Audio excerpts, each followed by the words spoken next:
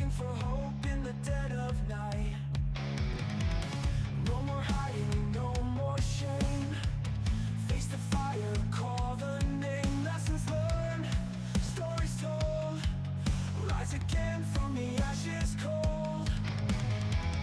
Tuesday Talk, light in the dark, where the broken find their spark. Tales of pain, but we still stand side by side, hand in hand. Tuesday Talk, light in the dark, where the broken find their spark. Tales of pain, but we still stand side by side, hand in hand. Shadows whisper, demons call, but we refuse to lose it all. Every fall, every tear, built the strength that brought us here. We are warriors, we are fire. Turn the hurt into desire. Not alone, never lost. One more chance, no matter the cost.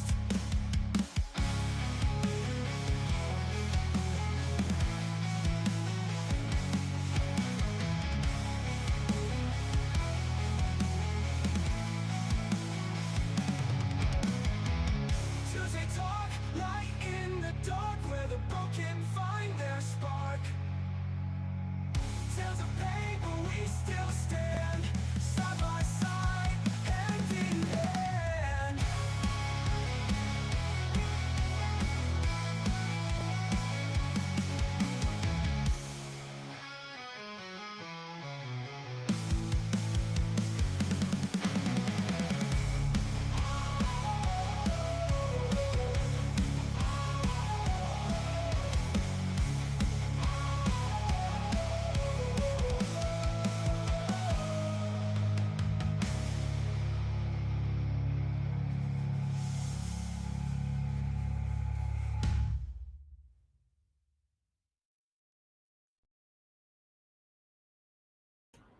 Good morning, everybody. It is Tuesday, December 8th, 9th, December 9th. We are live on Tuesday Talk here on the interwebs, right? So, welcome back, everybody. Thanks for joining us. Look at that. We had a couple, 3, 4 joining us this morning. Senior Chiefs waiting on us, man. What a great conversation I had with him over the weekend. What a great dude.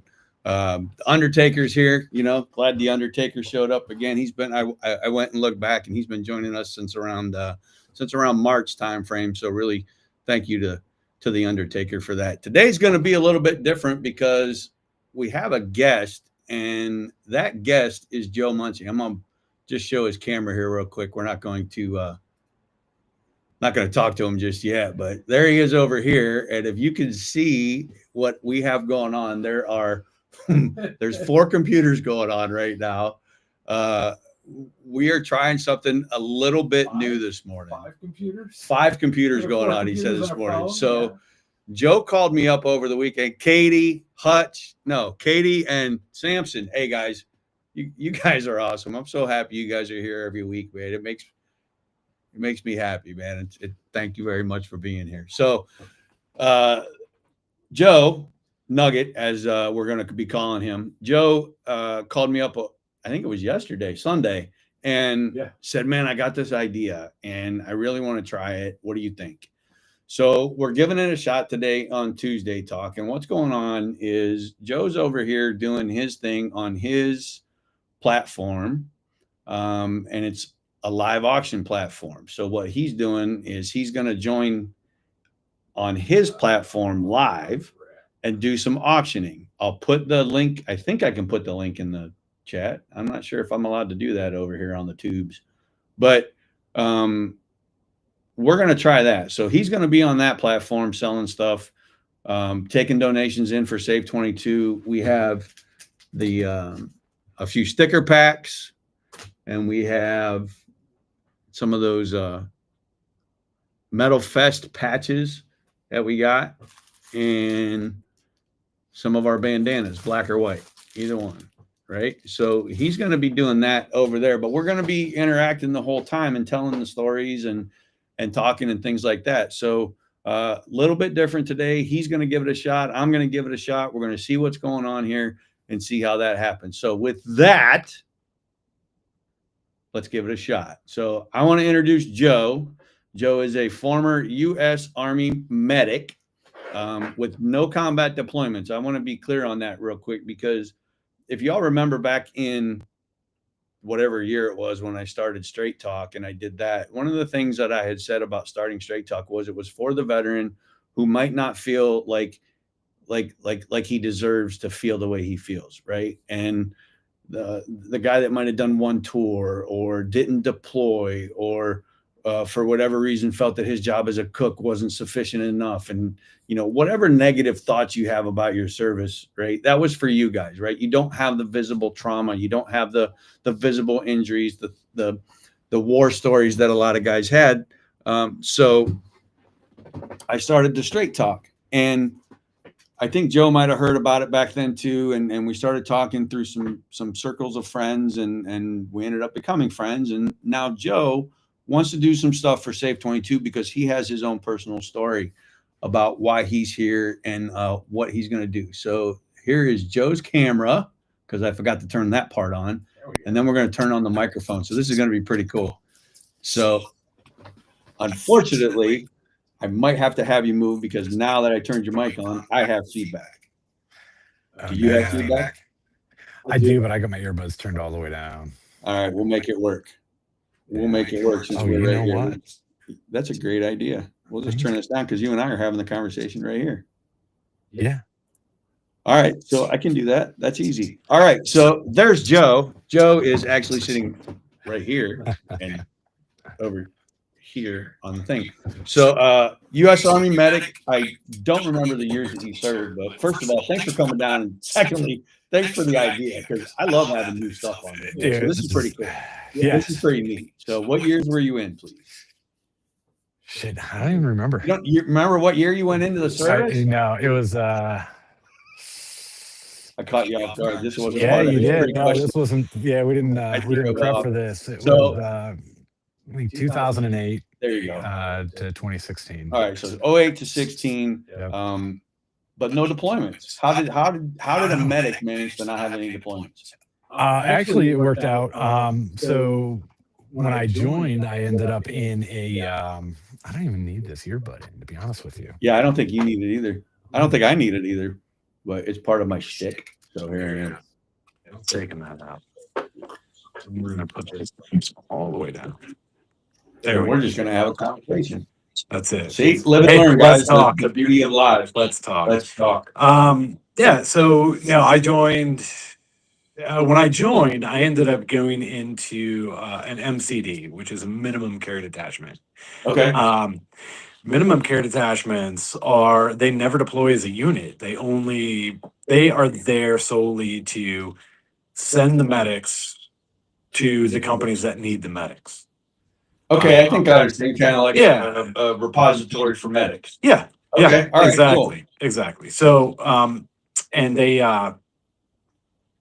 so I got assigned to the MCD, and as soon as I got in, I'm like, okay, well, cool. I'm fresh out of training. Yeah.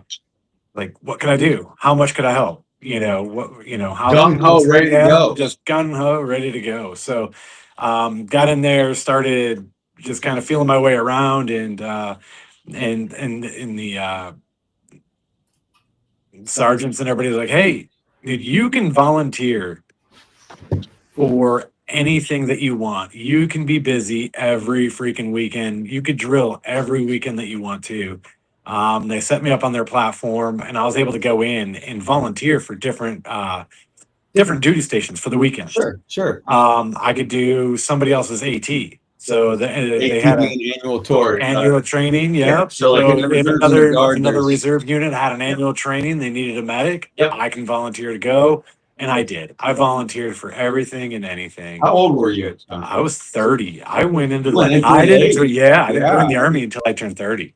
Married too, right? No, wasn't married. Yeah, not married yet, right? Wasn't married. Yeah. So I went in at 30, and I just volunteered for everything. Living the single life, man. Everything. Oh, it was great. and I got to see so much Yeah. stuff. I mean, Where's some of the places you guys go? we did. One of my favorite was there was the National Guard needed a medic in order to run. It was a combat flight with a Chinook. Okay. So they were running their training exercises with their Chinooks, and they needed a medic in order to run those operations. So I volunteered. So I literally spent the entire day on a Chinook. Even the guy in the back of the Chinook's like, he's like, "Hey, where's my medic?" I put my hand up, and he's like, "You get the best view ever." He harnessed me in, and I actually sat on the tail of the Chinook with my legs hanging down. Right. While they were doing combat maneuvers in and out of the trees. We flew from Akron over to Toledo, and then back. And these guys, they had that Chinook completely sideways. And we did. They would land. Things are ginormous, man. Everybody would look for those. There's two rotors. You ever seen there's giant tubes? Yeah. They're giant tubes. They got big ass rotors on the top of them. Yep. Right. If you're from the Akron Canton area, you hear them, you see them all the time, and yeah, that's got to just be a rush out back there, buddy. Just Yeah. Oh something yeah. else for you. So, and the coolest part was by the time we got back, I ended up, I felt that we were so close to the trees Yep. that they were hitting the backs of my boots as we were flying through. It's And I was awesome. like, dude, that is so cool. The treetops were like kicking my legs out. I remember taking a flight up in Canada, the Canadian guys doing the tree top stuff, and Yep. we landed in the Hueys. Uh-huh. The branches were like hanging off the skids and stuff. Like, oh yeah, that stuff was awesome. I had a leaf because we had our your uniform tucked, your pants tucked into your boots. Blouse, Yeah, you had your bloused, and so I ended up when we got out, I had a leaf sitting there, and it was like tucked under it where the branch caught right with the eyelet for the top of the laces. Caught me right in the boots, and I had a leaf sitting there. That's pretty cool. I took that out, man. It's in a box. Is it in a box? I still have it in a box. Dude, it was so That's cool. That's one of your I was little like- mementos. I was like, man, that had to been like one of the coolest exercises that I went on. That's awesome. Also did, and I learned a lot from these guys. We did, I volunteered for, it was a 2-week annual training. We did, it was a PSYOP group. Oh, okay. And just Psychological ops. Yeah. You talk about Wow. mind people. Wow. Yeah. Good stuff. I tell you what, I learned a lot from those guys. I think you can learn a lot about humanity from Yeah. those guys, right? Oh, yeah. Group dynamic, social status, right? Absolutely. Societal norms, things like that, dude. And It's those crazy the amount of guys, stuff you can do, man. yeah, those guys that was a fun group to hang out with because those guys were, yeah. I'm just curious why PSYOPs means a medic, right? Like, Well, they were running their full exercises, right? They were running their pre-deployment exercises. there you go, yeah. So there was, and that was, so at this point, Ashley was with me. Okay. So, and but for the better of the group, Right. my wife and I met in the Army. She ended up coming over into my unit. And she had the same gun ho, hey, there's an event over here, let's go, and at this point we were dating and we were with the psychological group, right? Psych out, in, like the whole time, nobody had a clue that we were together. You guys kind of fit as like the best friends group, right? Like, Yeah. I think it's kind of like Trish and I, right? Like, it's just, I'm not gooey over you and everything. Like, you are just my person. You are just Yeah. the one that I want to be. And I think you and I have to that way too. It's so Yeah. cool. I love it. I love Yeah. So, well, we almost got caught it. because they put us all in our own living quarters. We all had our own little apartment to stay in. We had our own little hotel room or whatever on base. And so I think it was day 2 that we were there, and the sergeant came up and he was like, "Hey," my wife was Canute at the time, and he goes, "Hey, Canute," he goes, are you sleeping in your room?" And she looked at him surprised. She goes, "Yeah, why?" And he goes, well, the maid said that your room is spotless. Like she reported that, so she was afraid that you were missing. You got knocked out by the maid. So Don't you yeah, know you guys gotta gotta mess up the room? At least throw Right. some stuff down, turn the So- shower on. So from there on out, every day when we would get done with duty, I would run over to her room And I would mess the bed up, turn the TV and be on, and I would take a dump in her. I'm I out. would I'm out. I would use her bathroom. Like, Now all you got right, cool. something to clean. I gotta release the demons in privacy, you know. So, yeah, I would have to get her in and yeah, leave the TV Yeah. on. on it, She's like, no, I just and she's I'm like, yeah, maids are getting suspicious. So, That's funny. yeah, I would go over there. yeah, over there and room up a little bit, and move stuff around, move a chair out, And, yeah, back to my room where which everybody at that point, there was 4 of us our units. from our And unit, we all go- and Where was this at? 2-week just I forget where. I think that was in It's so funny. You know, people are like, well, how does he not remember where he went? Listen, let me tell you something. When you hop on an airplane every week, twice a week, yeah, for 5-8 years, it blends, yeah. it all blends together. You forget where you're at. Yeah. You forget what you went to do. Fort Knox. There you go, Fort Knox. Fort Kentucky. Knox. So, Fort Knox was pretty fun. I've got some stories at Fort Knox, but Fort Knox was that's fun. for another show. And I think Tristan and Mom are listening, so we don't need to bring those types of things up. So, just kidding. So you're dating. You're in ops. You're a guardsman. You're taking trips. You do about 8 years, right? You get out in 16. You never had to deploy to a combat zone. Yeah, so we get back to that. Make Yeah. a long story longer. Well, hey, We've got That's time. why it's called We've Tuesday got Talk, time, right? right? So because the way the MCD works is because I did all this volunteering. Like I would always like if operations overseas came up and they needed a medic for deployment abroad, I always volunteered for them. Okay. Always volunteered for them. It came down. I finally I got a little perturbed that they weren't picking me for these, these missions. Yeah. Oh, These year-long missions. I was upset. I was that guy. I was like, no, I want to deploy. Right. I want to deploy. Right. Well, it turns out because I did all these volunteering missions, I volunteered for all these missions on the weekends. Every time I volunteered, our company got points. So, Okay. so we got points. My company got points for me volunteering. Okay. And it got to the point where I had an entourage of my own little clique that would volunteer with me.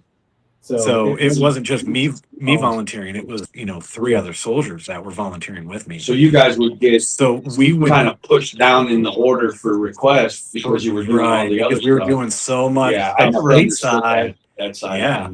And with that being said, they I think our MCD was the last one. So they decommissioned all the MCDs except for ours. Oh wow. Because our numbers were so good because we just kept volunteering. And we weren't just, doing our, Right. our 1 weekend a month, like. So it was me and my friends, we were doing, right, we were doing every hot weekend, guy stuff, right. right. And the cool thing Single about being, guy shit. we were doing single guy stuff. And, Yeah. I had my significant other with me for the, Right. a good majority of the time. So, Right. The reason I brought that up though is, and I wanted you to kind of explain why you didn't get to go and what was going on and the type of unit that you were in is so many times I hear guys say, I didn't do what you did. yeah. Right? I didn't do what you did. Well, no shit. Nobody did what I did. I'm the only one that did what I did. Right. You're the only one that did what you did, right? So don't downplay your service because it wasn't what somebody else's was. Absolutely. Right? They're completely different. Tiffany says it all the time. Dad, I gotta do more than you. I gotta do more than you. No, you don't. Baby. No, you don't. No, you don't. Right? You just have to do You have to be comfortable with you. Just Yeah. go enjoy it. Go have a good time, right? Like it sounds like you had a good time. I know I had a pretty good I had time. a The times blast. that I can remember I had a riot. before I quit drinking. But Right. the service time, it's just what it is. It's where you are in the rotation, where you are in the grand scheme of things. Albert and I talked quite a bit about zooming out, right?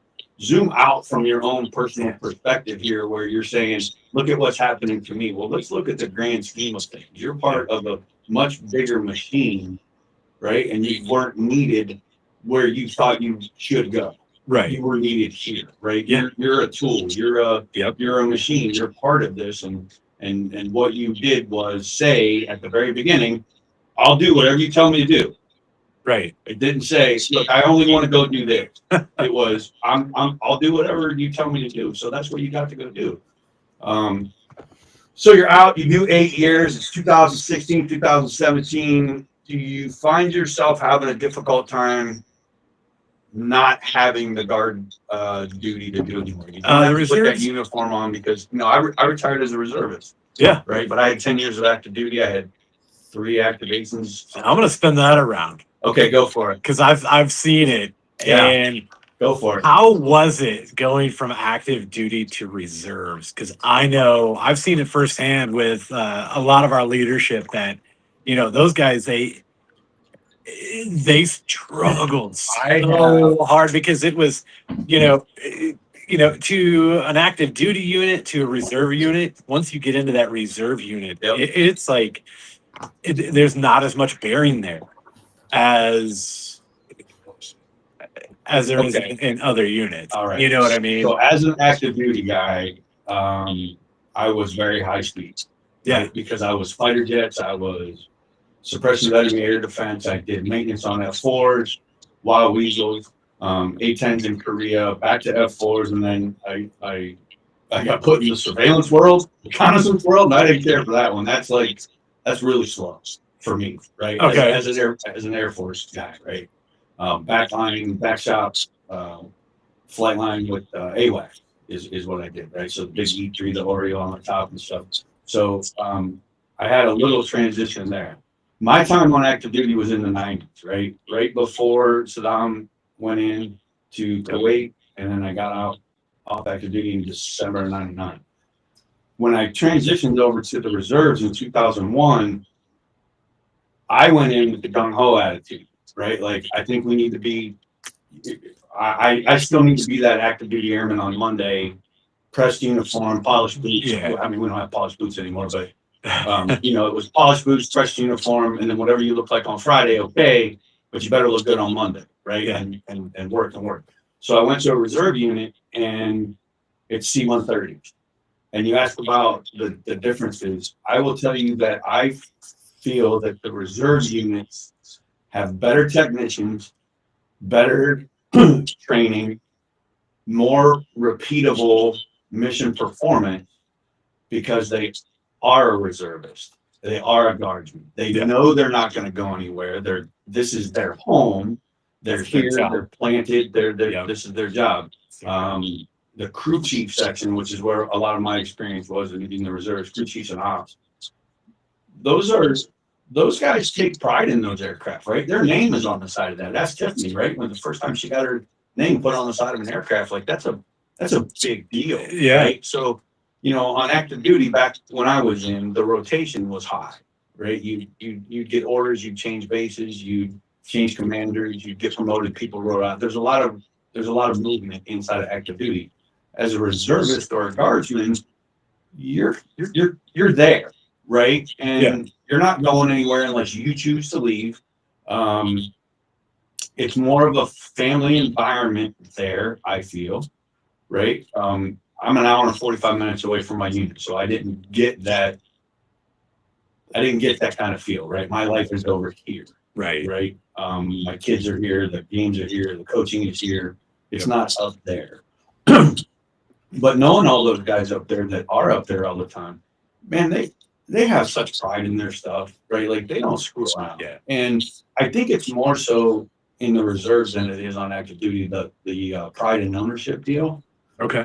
So that was my experience, right? Like, I deployed with active duties, I deployed with reservists, and then I was a superintendent, I don't remember what word they used, for a mixed unit. So we had both active duty out of Dias and us reservists out of Youngstown, and I think Pittsburgh or Maxwell down in Georgia. I can't remember, one or two. So I got to see both sides of it. And when I was sitting there in that position, I could see the difference in the NCOs and the airmen from the active duty side to the reserve side. Our reserve guys were much more efficient and proficient at what they were doing with a lot less active duty energy. Does that make sense? Yeah. Yeah. So our guys could go in, whether you were a master, tech, staff, senior, they knew to go get the job done. We didn't play this rank game. We go in, we get the job done, everybody contributes, we're done. Right. Inside that first week, the active duty guys were coming in saying, well, this guy's got 2 days, more days time and grade than I do. And he's treating me this way. And I'm thinking to myself, this is a babysitting job on active duty. The reservists, I didn't have that side. Yeah. Active duty felt more like a babysitting job. So I hope that kind of answers your question. Yeah. Boy, No, absolutely. Whole lot of bloviating for a little bit, but Absolutely. I didn't forget what we were talking about for you, because you turned it around on me. Sorry On about the that. interview. Yeah. But when you got out, when you changed, did you struggle? Did you have a difficult time, or were you just done and knew you didn't want to be in part of that anymore? When I got out, I knew I was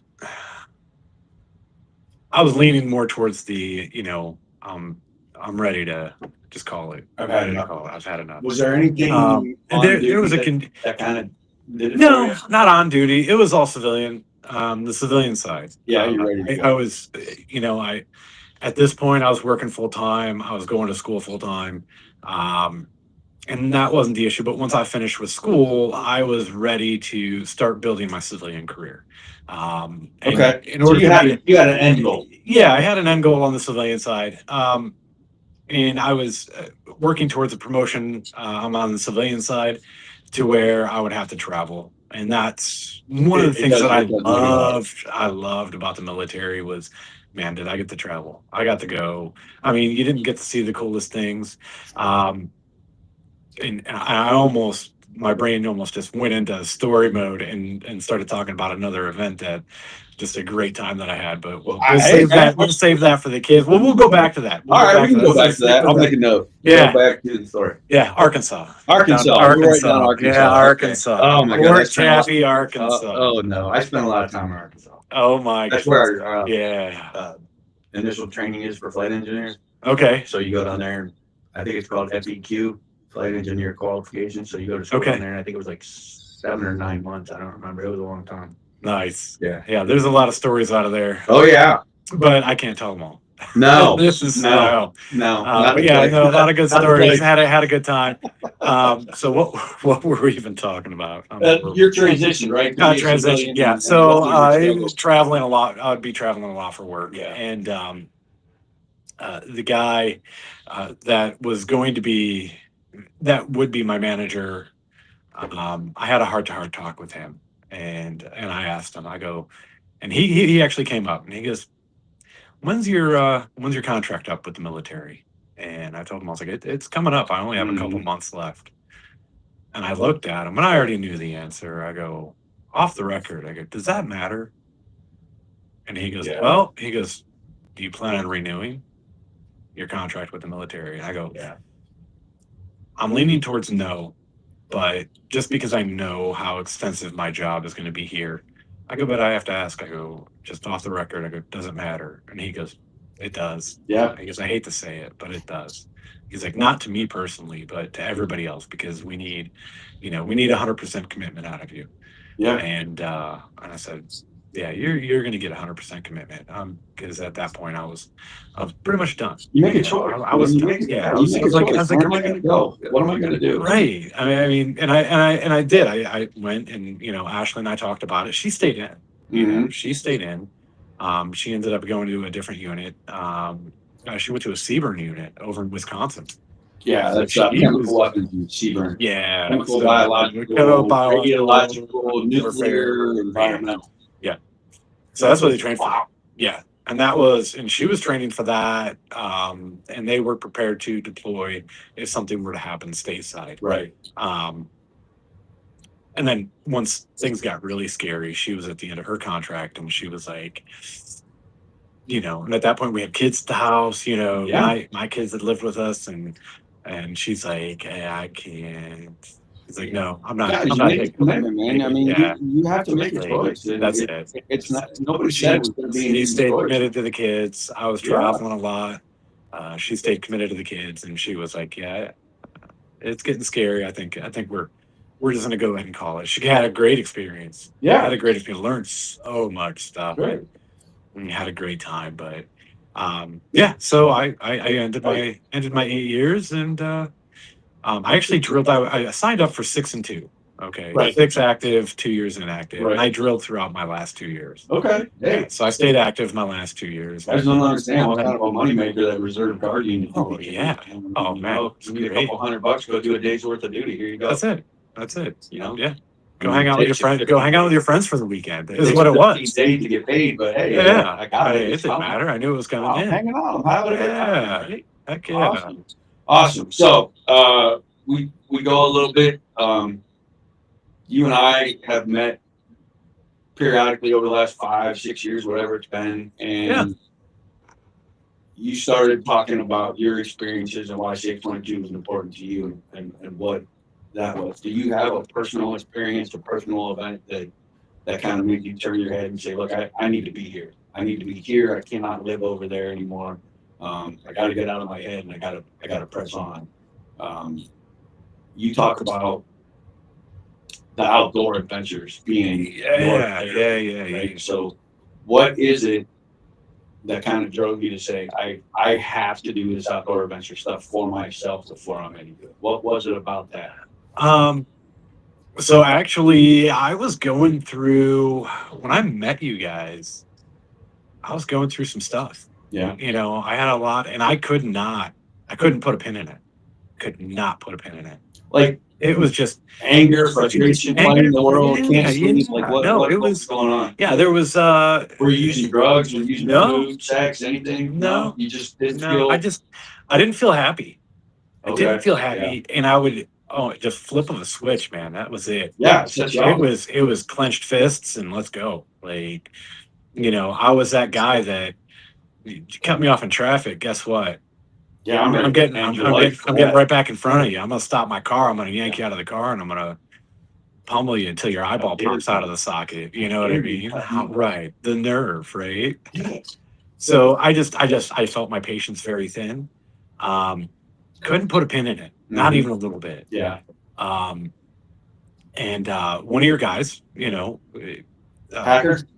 Yeah, it was Hacker. Yeah. Yeah. All right. So Hacker, Yeah. talking with Hacker, and I was like, and it was one night. I'm like, hey, I called him. I was like, dude, I'm angry and I don't know why. Yeah. And he gave me the notebook trick. He's like, look, keep a notebook with you. Every time you get angry, write it down. Write it down. Anytime something good happens to you, write it down. Put a line in the middle of that page. Have a good side, bad side. Mm-hmm. Something bad happens, write it down.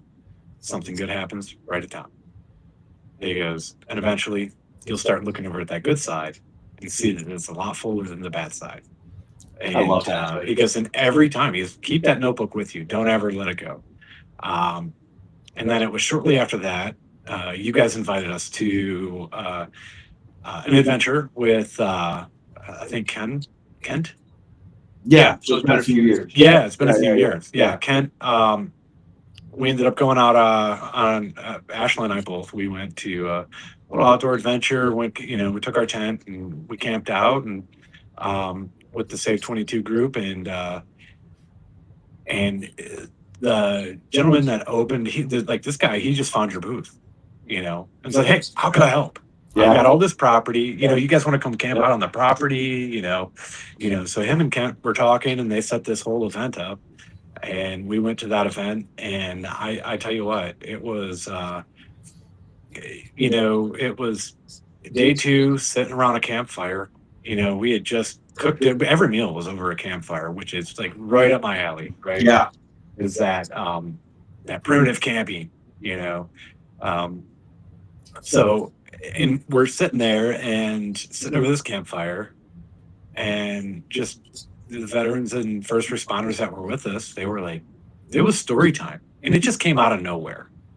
You know what I mean? I do know what you We were all just sitting there having a conversation, and next thing you know, everybody started sharing, and I'm like, I kind of felt a certain way, but I felt comfortable. You know what I mean? It was being comfortable in that group. It's weird. And at that point, my mouth started moving, and I had no clue. I just started talking. Yeah. And I just literally, all those demons that were living in my head just like came right out. rushing up, and I vomited them all out right there at the campfire. And you know, everybody just kind of like looked around, and they were like, They understood. good for you. They understood. Good for you. How important that it was to come out. And next thing you know, I got sunscreen in my eyes because they started watering, and I was like, and I just sat there, thought to myself, like, wow. Yeah. All that luggage that I've been carrying. Yeah, you left it right there. Like, what the heck, man? And it wasn't all military, you know, It's not. you know, it was just everything. It was life, you know. It- And it just came out. It came out, and I'm just beside myself with how happy, you know. I'm glad you had that experience. And that was my turning point. Yeah, that's great. That was my turning point. And I'm like, holy cow. And I have the tools to, you know, fix it. Thanks to you guys. You know, You realized it. you guys, yeah. And that was We didn't give you any tools, right? No. We didn't give you any tools. We gave you an opportunity. Yeah. We gave you an opportunity to say, hey, why don't you just come out? Yeah. Just come out, Come out. right? Weird things are going, weird, awesome, amazing things Yes. can happen. Yeah. Not guaranteeing it. Yeah. But they can. Yep. And when they do, it's pretty amazing. Mhm. It's pretty amazing. I like that Acker gave you the notebook trick, right? Yeah. And that's what resonated with you. The line that Hacker used on me was, bro, are you embarrassed? And I'm like, embarrassed? Oh, no, I'm not embarrassed. Why would I be? Why would I be embarrassed? And he's like, Chest post. here's why I think you're embarrassed. And I broke. I physically felt myself just get mush, right? Like, I'm not as strong as I thought I was. I'm not as tough. I'm not as force of whatever. And when he explained that to me, I'm like, you're right. I am holding on to the embarrassment of this thing 9 years ago, 15 years ago, 20 years ago. And nobody knows it. That's the crazy part. Nobody around in your circle knows that event even happened. Right. But you're carrying it with you everywhere you go. And it comes out in everything you say. Oh, you wear it on your face. Everything reflected you in do. your tone. Yeah. Yeah. Man, look, I got chills. I got chills. Dude, I know, me too. I'm going like, right back there. It's a great feeling. Yeah. Right? You think there's nothing wrong with you. There's nothing wrong with you. The world just sucks, and I'm just going to be an asshole. And no, Trisha told me that, you know, before my episode, the one thing that resonated with me that she said was, you're always an asshole. Nobody wants to be with you. You've been sober for 8 years. When are you going to change? And I thought, you know what? You're right. You're right. It's been 8 years. I'm done trying. And the switch was, wait a minute. I've never quit before. Why am I going to quit right now? I'm going to call somebody. So I called somebody. And I went to an AA meeting. And I cried to him for 2 hours. And I'm still in this panic, this freak. Yeah. And you call Hacker up. You call Dave up. You call all these people. You sit with people. You listen. And when it finally sinks in, you know, 8, 9, 10 years later, oh, I'm okay. yeah. I'm okay. Like, that was just a thing that had been rolling around in here rent free that I didn't need to hold on to anymore. And that's it. It's the past. Let it go, dude. Yeah. It's so far beyond that. Ugly past. Yeah. Yeah. if you could put your life on a timeline, right? Like on a straight ass road, and you could say you were born here, we don't know when you're gonna die, so it's a never ending road, and you just start as like a time tick, right? You've already made it past it. I think the Earth moves like 55,000 kilometers a day in space, right? Insane. And so even physically, you're not anywhere close to the same spot. Why do you need to be there mentally? You're taking away from the current situation by focusing on the past, Right. and being able to, would you say, vomit that out? Vomit that out. Get And rid leave of it there. You left it right there at that bonfire, and you never have to go back there again. No. No. I know it's there. It's there. Oh, you know why I know it's there? Because I tell you what, after that night, I felt everything inside me, like my soul, like everything inside me just lifted. It was light. There was light. There was no more darkness. Isn't that crazy? All light, right? And view that you're living, looking at yeah, changed. and living with that Yeah. was that was a learning curve, right? That was a learning curve. Like I've got all this light now. What am I going to do with it? Yeah. How do I And keep it? that's why I'm here. That's why I'm here. Great man. transition. Joe. Like it Great is, transition. you know, I need to share my light. I need to share my light. I need to help other people get those, you know, get that cloud off of their head and get those demons out of there. Like, hey, struggling, let's talk. Let's talk. It is.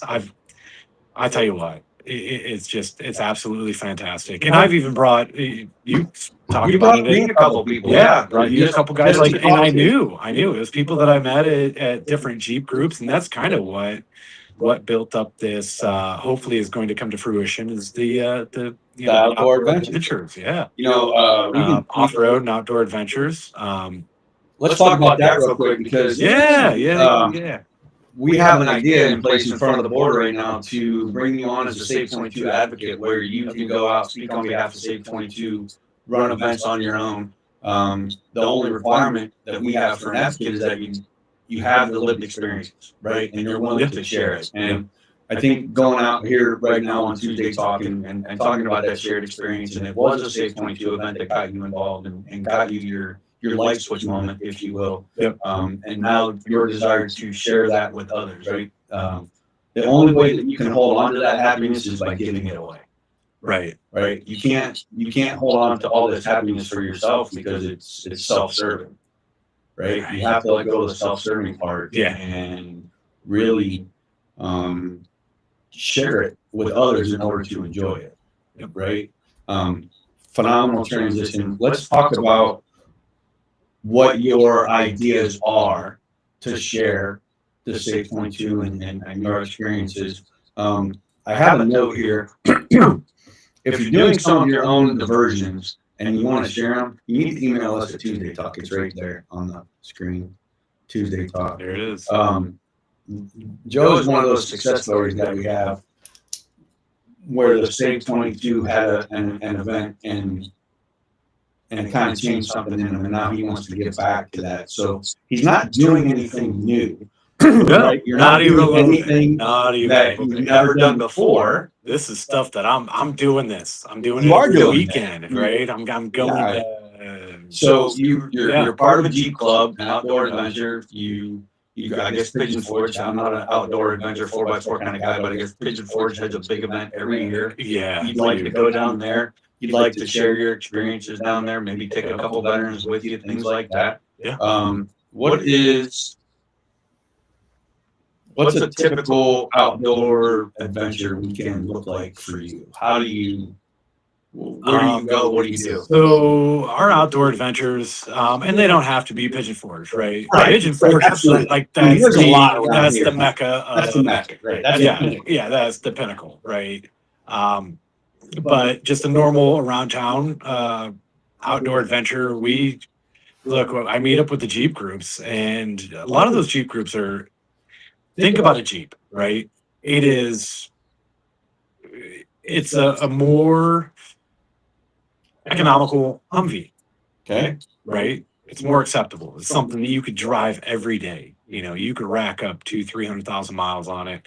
Well, you do. You drive 1,000 miles a week. Well, I drive 1,000. I don't drive that, but You don't drive that. Yeah. No. But What's that? it's something that you can build, and you could build it to your own personality. You have ownership in it. You have ownership, right? Everybody's Jeep is an extension of their personality. Mhm. You hear that, Sherry? Are you listening, Sherry? Customize the Jeep. Oh, come on, let's customize the Jeep. I love it. I'm on build number.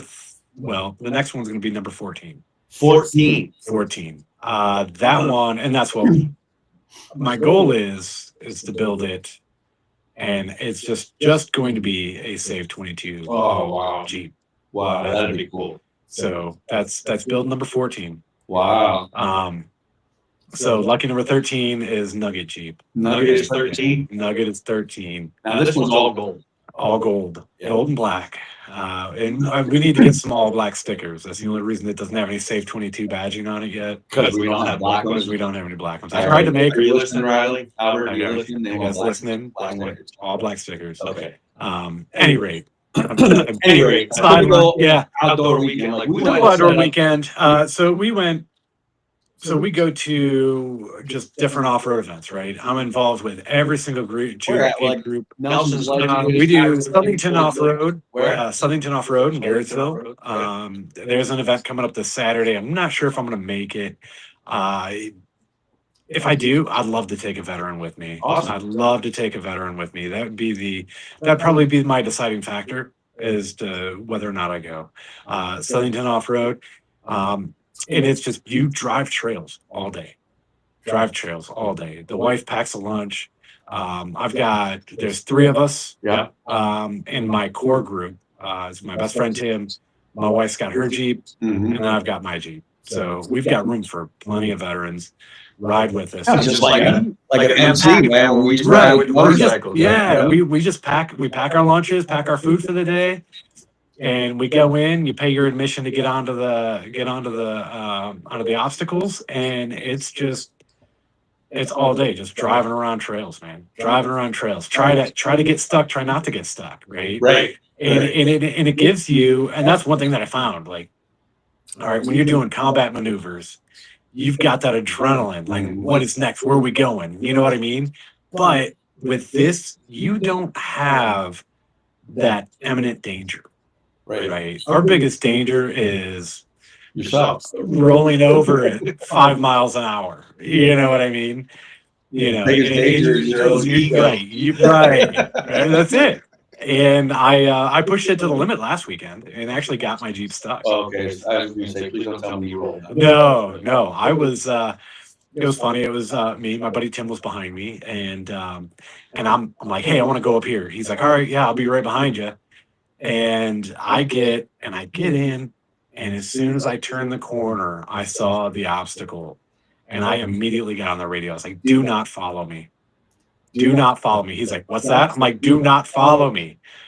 And I get through this, and I was literally, you could put a piece of paper between my passenger window and the rocks next to me. Oh, shit. Because I was on my side. I was on my side on this obstacle just because of how the terrain was. And I crawl through that, and I get to the very top, and I'm on a plateau, and I see another Jeep, and I'm literally looking at the bottom of his tires, and I'm like, oh, this ledge is going to be a bear to get up. And I started giving at it, right? When that throttle out, right? And so I give it all in, and next thing you know, I get up and just slid right back down. There's mud flying all over all over the hood, and I'm like, I went back after it because I'm not going to give up. Right. Not going to quit. And I've got all this adrenaline rushing through me, and it's just like, I'm not giving up. We're getting over this hump. You know what I mean? It's an obstacle in life. We're getting over this hump, no matter what. I did not. I was stuck like Chuck at the top of this hill, and I'm thinking to myself, I'm like, okay, I'm not backing down. There's no way I'm backing down through what I just came through. Yeah, it's life, right? Right. You don't want to go back. You just made it through a really ugly part of that obstacle. You don't go back. You don't go back. You don't try it again. Well, I might try it again, but there's gonna be some modifications, right? Right. I'm gonna make some modifications, and I'll make it through that trail at some point, if I remember where it was. But yeah, no. So that's an off-road adventure. How'd you get out of there? I have a winch. The Jeep that I was facing, I ended up pushing my door up. I mean, it like looked like one of those Ferraris where the doors fly up. Yeah, so I'm pushing this door up. I'm holding it up, and I'm climbing out of this thing. The door slams behind me. I run up. I'm like, "Dude, I'm not gonna make it." I was like, "Can I winch off of you?" And that's the best thing. That's the one thing I love about the Jeep community is, look, man, if you ever see a Jeep on the side of the road, guess what?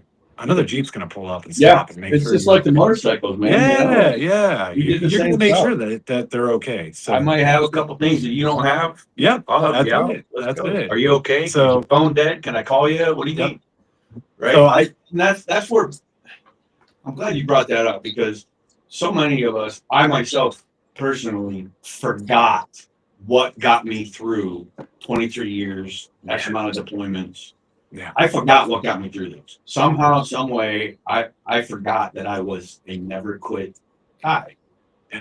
And I don't know why. I can't tell you. I mean, I have theories, but you can't quit. Don't quit. I mean, you've been in some hairy situations and you've made it through them, right? Just again, zoom out and look at your entire life. You have made it through all those things that you keep thinking about. You've made it through it. Yeah. You're already through it. You've done it. You know what happened. You know what happened as a result. Move on. So many times in my life I can look back and be like, people telling me, right, you're too hard, you're too direct, you're too this, you're too that. Well, no, that's what got me through all those things. right. Because I was still, trying to figure out my own damn self. Yep. And who I was for so long. Right. Yeah, I didn't get figured out who I am. I'm still figuring out who I am, and I'm 54 years old. But I had this unrealistic expectation of myself that I needed to know everything. And when I didn't know everything, I beat myself up.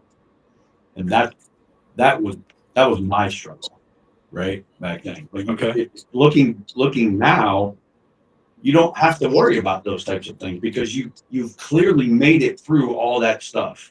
Right. You're letting shit bounce around in your head. So I love the off-road analogies. I think it's great, especially if that's what you're into, right? And that's what we say. We don't want you to go out and do anything new. I'm not telling you to go do anything new. I'm telling you to get involved in the things that you used to do or that you love to do and may not have ever had the opportunity to do. Yeah. Right. So if it's golf, if it's off-road adventures, if it's motorsports, if it's bowling, if it's we love the golf too. Yeah. we love the golf. I mean, we met beehives, beekeepers. There is a nonprofit out there that will set you up with a class and the equipment to learn how to be a beekeeper. no kidding. Yeah. So cool. If there's something out there, right? There's 22,000 veteran nonprofits in this country, right? 22,000. There's something available for everyone out there. Yeah. Right. And if there isn't, go make it. Right. Go make it happen. Katie, who's on here right now, Katie wants to do a baking class for veterans at the SAM Center. So, nice. Yeah, we made a phone call and the SAM Center's looking into it. Absolutely. Yeah, let's go do it. All right. And Ashley would be more than happy to come out and give her a hand. Ashley will come out and help. Ashley loves to cook. Oh my gosh. A baking class, right? The Veterans Welcome Home Resource Center down in Myrtle Beach, they're doing a modeling class, a modeling day for veterans, right? Oh, cool. The little models. I don't know where I put them. I had some around here, but Yeah, there were little engine models. yeah, weren't they? little engine models. Yeah, I saw those. I'm like, oh, dude, those are cool. I'm like, dude, I'll take a couple days and put 478 pieces together in Ohio when it's 10 degrees outside and I don't want to be outside. What else is there to do? Right. So there's always something for you to do, right? You don't need to sit and wallow in self-pity that you're not doing the things that you didn't used to do. Well, no shit, you're not, dude. You're older, you're wiser, you come into some other things, right? Your thought process, and maybe your whole belief structure has changed in the last 5, 10, 20 years, right? Yep. Things are going to be different. That's who you are. You're not supposed to stay where you're at. You're supposed to evolve. You're supposed to grow. You're supposed to grow, right? So, you know what? If you're sitting at home and you're struggling and you're fighting and you're mad and you're upset and all you're doing is 3 hours of scrolling, Screen time. Oh, screen God, time, that is so. dude, get out of there, right? Yeah. Get out, go experience life, because I have found I physically feel different if I get stuck in a rabbit hole on the scrolling thing. Yeah. And I make it I make it my goal to not get stuck on that. Yeah. Right. Get on, do what you want to do, and get off. Right. Don't stay stuck, because your brain will gets loaded up with the dopamine and all those things from the instant excitement. Yeah. Right. So it's boom, it's another spike. Boom, it's another spike. Boom, it's another spike. Yeah. And then when you shut that off, you got all this stuff going around in your head, and you can't shut it off. Honestly, I And made none of it. it's real. Yeah. None of it's real. No. That's the crazy part. None of that stuff you've seen on there is real. It's something that you've seen. Yeah. You haven't been able to see it or to touch it, feel it, smell it, any of those things. Right? Mhm. So get out, go enjoy it. I go on there just to check events. What Yeah, events are going on? I that's a great way to check do it, the Max. I check Absolutely. the events in the Jeep group. And that's it. Like, hey, what adventures are we going on this Right. weekend? What do we do this What are weekend? we gonna do? What are we How are gonna we do? gonna do it? Yep. You know, What is going to keep me from, sitting on a bar stool? What's going to keep me from sitting in my house? What's Yeah. going to keep me from, doing something productive? You said sitting on a bar stool. Did you Yeah. find times where you would just go waste time getting drunk at a bar? Was that ever Yeah. you? Oh yeah. Was it? Yep. There's nothing else to do, right? You thought. You there was thought, nothing. yeah, you thought there was nothing else to do. Yeah. But every town has a small town, right? Yeah. There's always a little small downtown somewhere to walk around, and there's always a bunch of shops, and there's Yeah. always something to look at. Right. Don't beat yourself Yeah. up for doing what you want Yeah. to go do. Yeah. Right. For choices that you've made. Don't beat yourself up for choices Yeah. that you've made yourself. You did it. You're doing it to Yeah. yourself. Right. Don't sit there and tell me that you don't have any friends. That's bullshit. Right. You're looking at the wrong ones. You're listening to the Right. wrong ones. Right. Are they perpetuating your sadness? Are they perpetuating your depression? Or are they giving you a reason to get up and go do things? Are they giving you a reason to be happy with yourself? Are they building you up, or are they holding you back? What are they doing? Maybe you're not fit for that area anymore. Maybe you need to stretch your wings. Maybe you need to grow. You need to grow. Yeah, you need to grow. I'm Need not, to grow. not into that anymore. So Yeah. I got My goal is to go somewhere different, right? Somewhere Yeah. different. I want to surround myself with different people experience as it. much as I possibly can, because you never know. Yeah, that event. Can I say his name? Who? Mud. Yeah. There it is. So that's how I met Mud. All right. We were at a Jeep event, Put in Bay, and that's a non-trail riding type event. Mm-hmm. That's just a cruise around town Jeep event, right? Yeah. Put in Bay, there's no trails, there's nothing to do out there. It's like a car show. Yeah, it's a car show. Yeah. It's a Jeep show, The Jeep show. right? So we went to Put in Bay, and my camp was actually my campsite. My primitive campsite was right next to Mud's. And I tell you what, as soon as I got out, I parked, I backed my Jeep in right next to his. I saw the military plates, and he was walking up to his Jeep, and he was just one of those guys. He was like Head down. head down. He didn't want to, he wanted to kind of, he looked at me, he gauged me, like, Oh yeah.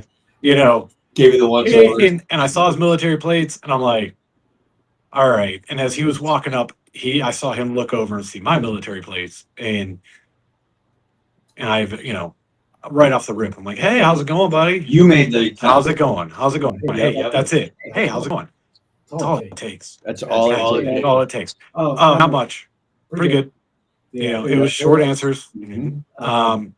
And every time he'd walk by, I made sure I said something. Yeah. He went up to his Jeep. I'd go up to my Jeep, sit there, have a little, have some conversation. He flat out told me, he goes, look, because I'm not used to this. This is a little uncomfortable for me. I'm like, yeah, why is that? Mm-hmm. And he goes, well, I don't have friends. Why not? And I looked at him, I go, well, you do now. I'm your friend. Mhm. I'm your friend, buddy. If you need anything, just let me know. Right I'm here, here. right now, I'm this here. moment. I'm your friend. Maybe not for life, Right. I'm your friend. but right now, I am your friend. I'm your friend. And then for the rest of the weekend, it was, hey, what are you guys getting ready to do? Oh, me and my girl are going to go do this. Oh, hey, we're headed out to do this. We would keep each other informed as to where we were going, what we were doing. We talked about the show and the upcoming shows, and we had that back and forth. His dog Mojo does not like me at all. Mojo, he'll come around. He'll come around because we're going to be back at Put in Bay again. I'm sure Mojo's going to be there. Yeah, Mojo will come back around. But yeah, no, and he was actually in the middle of doing something when we went to Dirthix. Oh yeah, The Jeep event for Dirthix that I invited you guys out. that's where I met him. Yeah.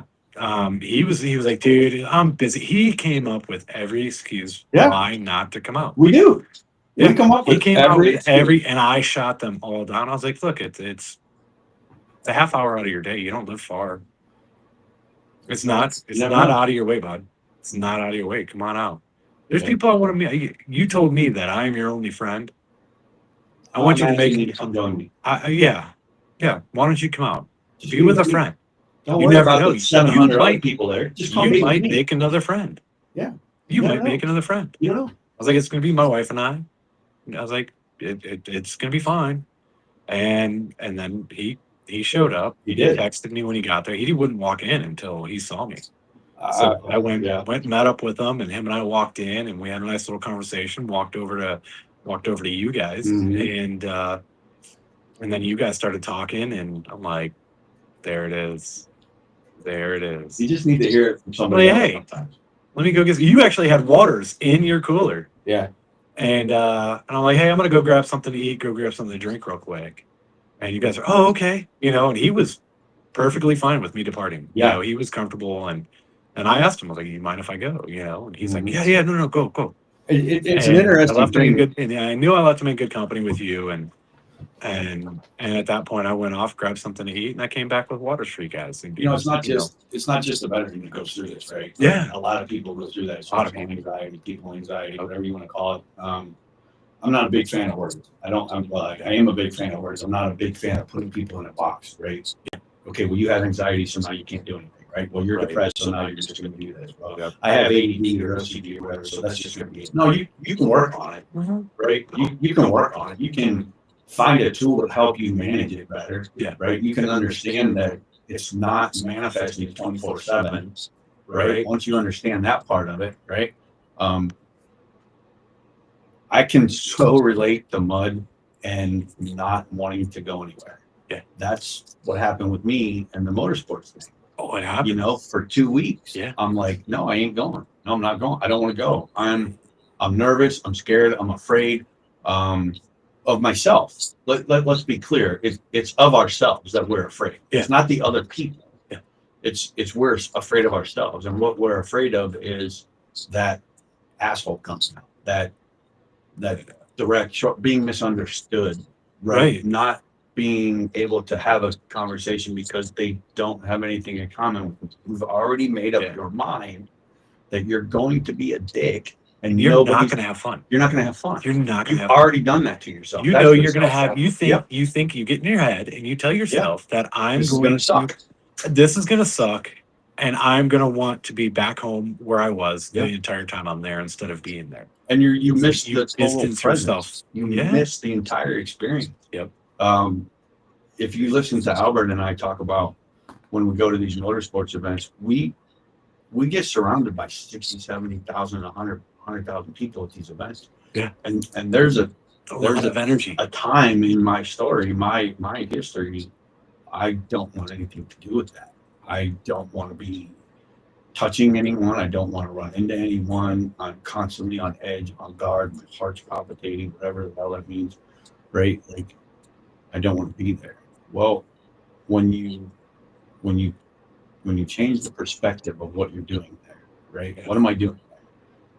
I'm not an airman. I'm not a first sergeant. I'm not a flight engineer at this time. I am a friend, or I am dad, or I am a husband, Yeah. right? And I am attending this event with them I'm not a master sergeant right now. I'm not a combat veteran. I'm not these other things, right? That's what I had to tell myself. Yeah. Right. And it is a struggle someday, right? Don't get me wrong. It's a struggle to realize what capacity I'm in at that time, right? Like we did. This is a great transition for the holidays because I think a lot of us really struggle around the holidays because you're put in these rooms with family that you might only see once a year, and it's these times, and you're going to answer these questions, and you're uncomfortable answering certain questions. So, what tools can we use, right? What am I understanding? Well, my challenge was I was so focused on the commercialism of the holidays where everybody was about, I was focused on what people were saying, who they were getting what for, who was bringing what, how much we could spend on a gift for the white elephant. I'm focused on those things. Yeah. Right. Instead of focusing on materialistic. Yeah. They're focused on the materialistic. Or my perception was they were focused on that. Yeah. Right. Let's be clear on that. That's not them. That's my perception of them. Right. And I wouldn't want to go, and I would get frustrated because the kids are loud and there's food on the floor and Christmas wrapping paper everywhere and the noise and the crinkling and the crunkling, and I'm all just I don't want to be part of it, right? Now anxiety maxed out. Since I've done my work, I've done the work. Yeah. Right. Let's just call it what it is. You've done the work. I can go to these events now and I can enjoy my nieces. I can enjoy my niece's kid, right? I can look and be happy that I'm the older guy now, right? And the kids have kids and they're bringing them in, right? And now I'm kind of transitioning into this, older uncle, older grandfather, older dad, right? I'm turning into my dad, and I don't want that, right? I really don't. It's not always a bad thing. It's not always a bad thing. So, That's what he used to say. He used to say that too. So F you for that one, because that just means my dad's listening right now. But, so it's not about turning into your dad. It's about taking the best qualities of your dad and turning them for me, using them for build me. yourself off of the best qualities. Yes. Right. I mean, yes, absolutely. We all had our own experiences, our own childhoods. Absolutely. And that's, and my dad was, he worked at a steel mill. He was that they're tougher back then. They were grizzly, tough exterior, Yes. But it goes back to, and now I'm back to sidetracking. I'm really that's good what at TuesdayTalk is got about. plenty of time for it. So it was that rough, rugged exterior. Like, this is what you're going to do, and you're going to do it my way, or you're not going to do it at all. Yeah. And I think that's what chiseled me into the person that I am. I agree. And it was that he would come home from working a 16-hour day, and all it would take was one little thing to set him off, and that was it. You were doomed. You were in for a beating, and just because you did the wrong thing. And you probably didn't even know what that wrong thing was. Right. But at this point now, I'm like, you know what? Okay, now I get it. Grateful for all those. I'm learning. You know what I mean? I learned from those. Yeah, I learned a lot. I am who I am. Different. Yeah, I am. You are because of the beating. In spite of the negative things that you do, because you're forgetting about we go back to the notebook list. Bad versus good. Yeah. Right? You got all those things that you want to say he was bad at. Well, I'll turn that around again and be like, well, what was he good at? Right. What was he good at? Right? Oh, he could fix anything. I would hold on so many times. I held on for so long on what I didn't get from my dad, which was the positive reinforcement, the words. Yeah. Right. I didn't get the nice job, proud of you. The hugs. I didn't get that. Yeah. And I held that for so long. I look now and I see my son, right? 21 years old. He bought a house, living with his girlfriend. He's building his stuff, right? And this weekend, he had to call me because the toilet clogged. And he's like, man, I tried this, I did that. I'm over here now trying to do this. And I'm like, hold on, stop. Yeah. Proud of you for doing that. I have this tool. I have a battery operated 25-foot snake. Why don't you come over? I'll teach you how to use it. Yeah. You take it home, you do it. If it works, great. If not, we'll call the plumber. Okay. So he got to come over. Well, he came back to the house and I showed him the tool and I put it down the toilet, showed him how to use it and everything, like the teaching side of it, right? Yeah. Not well, here it is, go fix it, right? That's how my dad was. There's a carburetor, take it apart. While he's drinking beer and cigarettes, right? Yeah. He's doing that. I take it all apart, I'm so excited. And he goes, all right, put it back together. Cracks another beer, lights another cigarette, and walks away. And I'm like, I didn't know I had to put it back together. Well, why else would you take it apart? I took it apart because you told me to. Right. Well, now I'm telling What you. what did you learn? What did you learn? I Yeah. learned not to listen to you. That's what I learned. Don't take it apart in the first place. Right, but you hold on to the negative side, and you have to go back and look at. There is, I assure you, there are way more positives than those negatives. Right. Number one, they gave you life. Right. They gave you the opportunity to live this life. You're here. Yeah. That's number one. Number two, okay, so you didn't get this. You didn't get that, what you needed.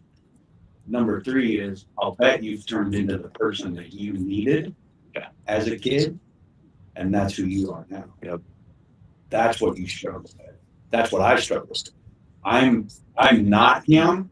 I am what I needed, and that's what I'm providing now. And that's where I struggled with being okay with who I am and not being him.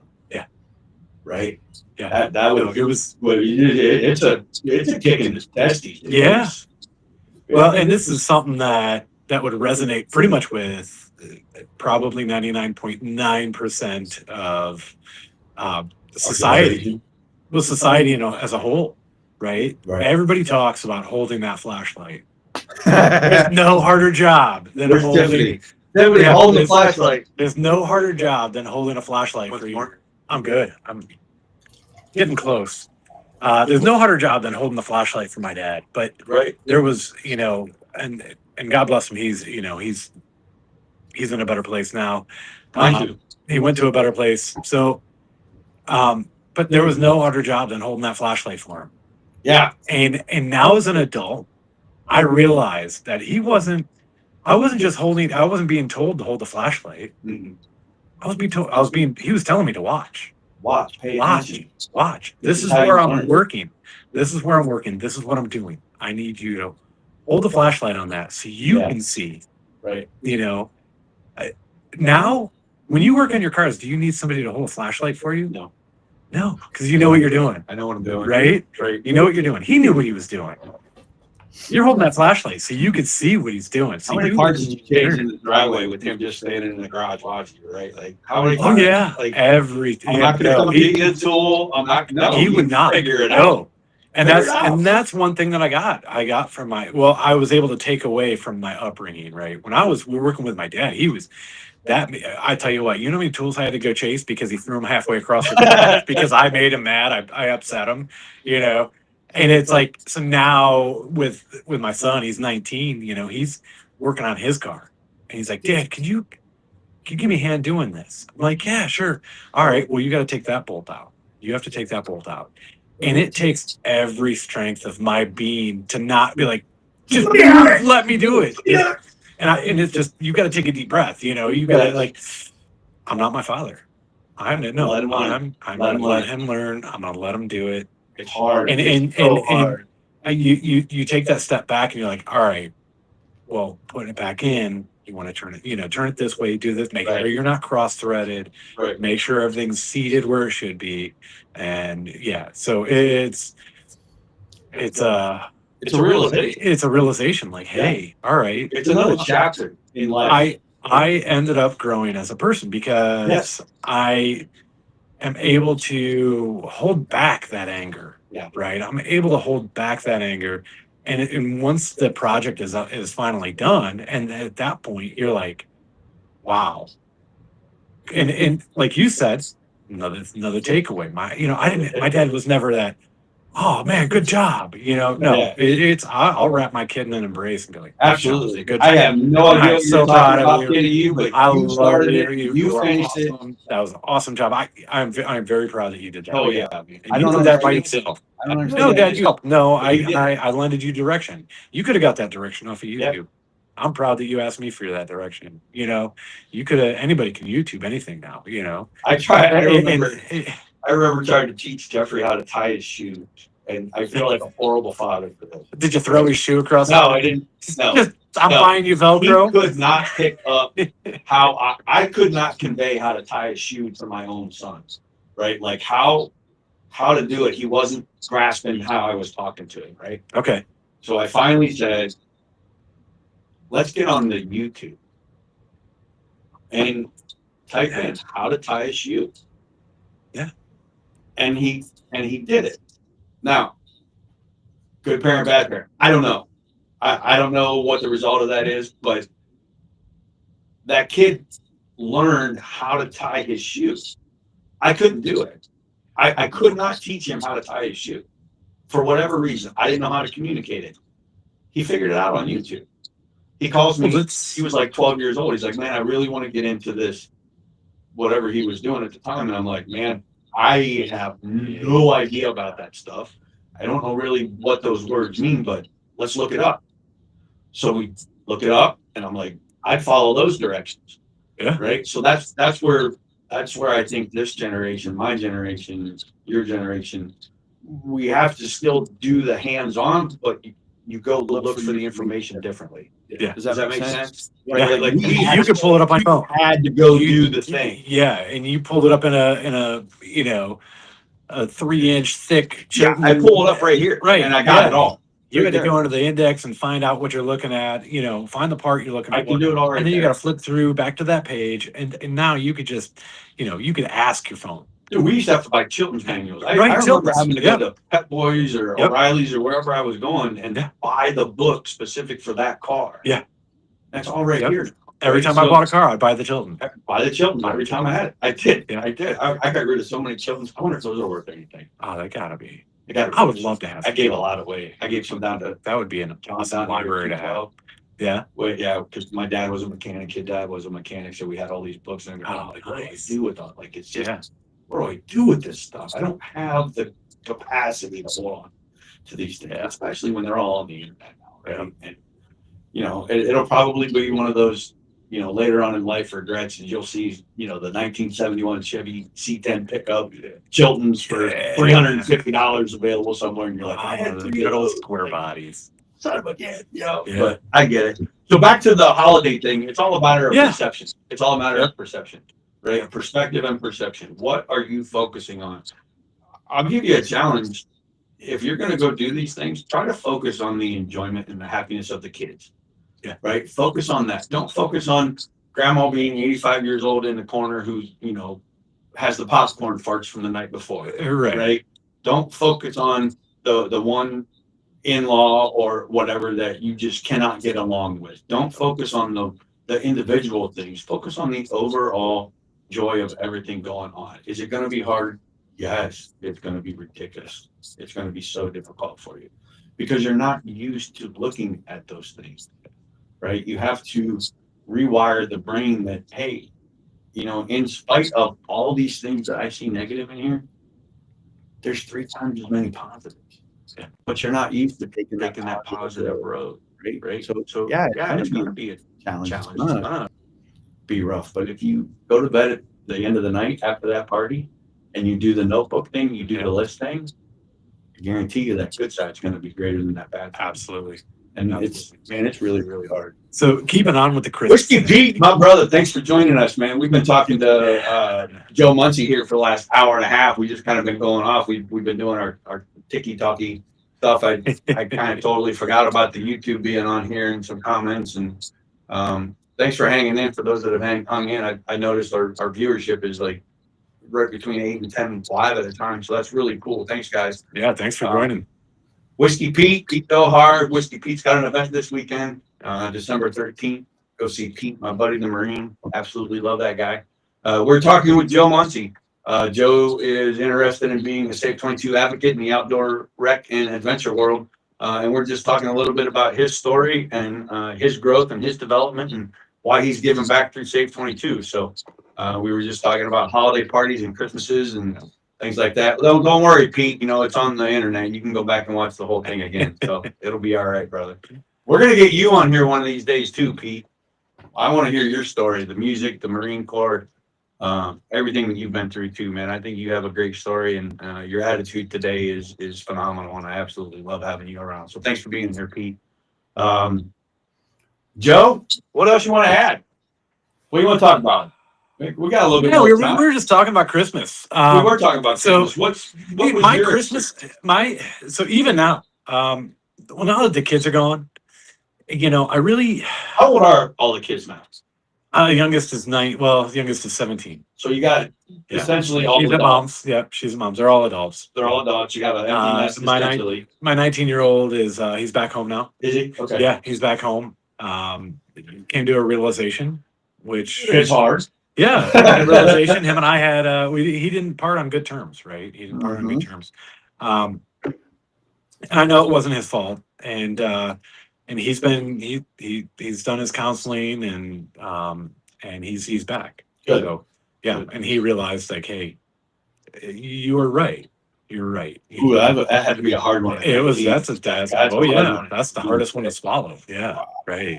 Yeah. But he came back and he's like, you're right. And he wasn't asking for anything. He's like, I just Crash pad. I need not even. No. Wasn't even looking for a crash pad. Oh wow.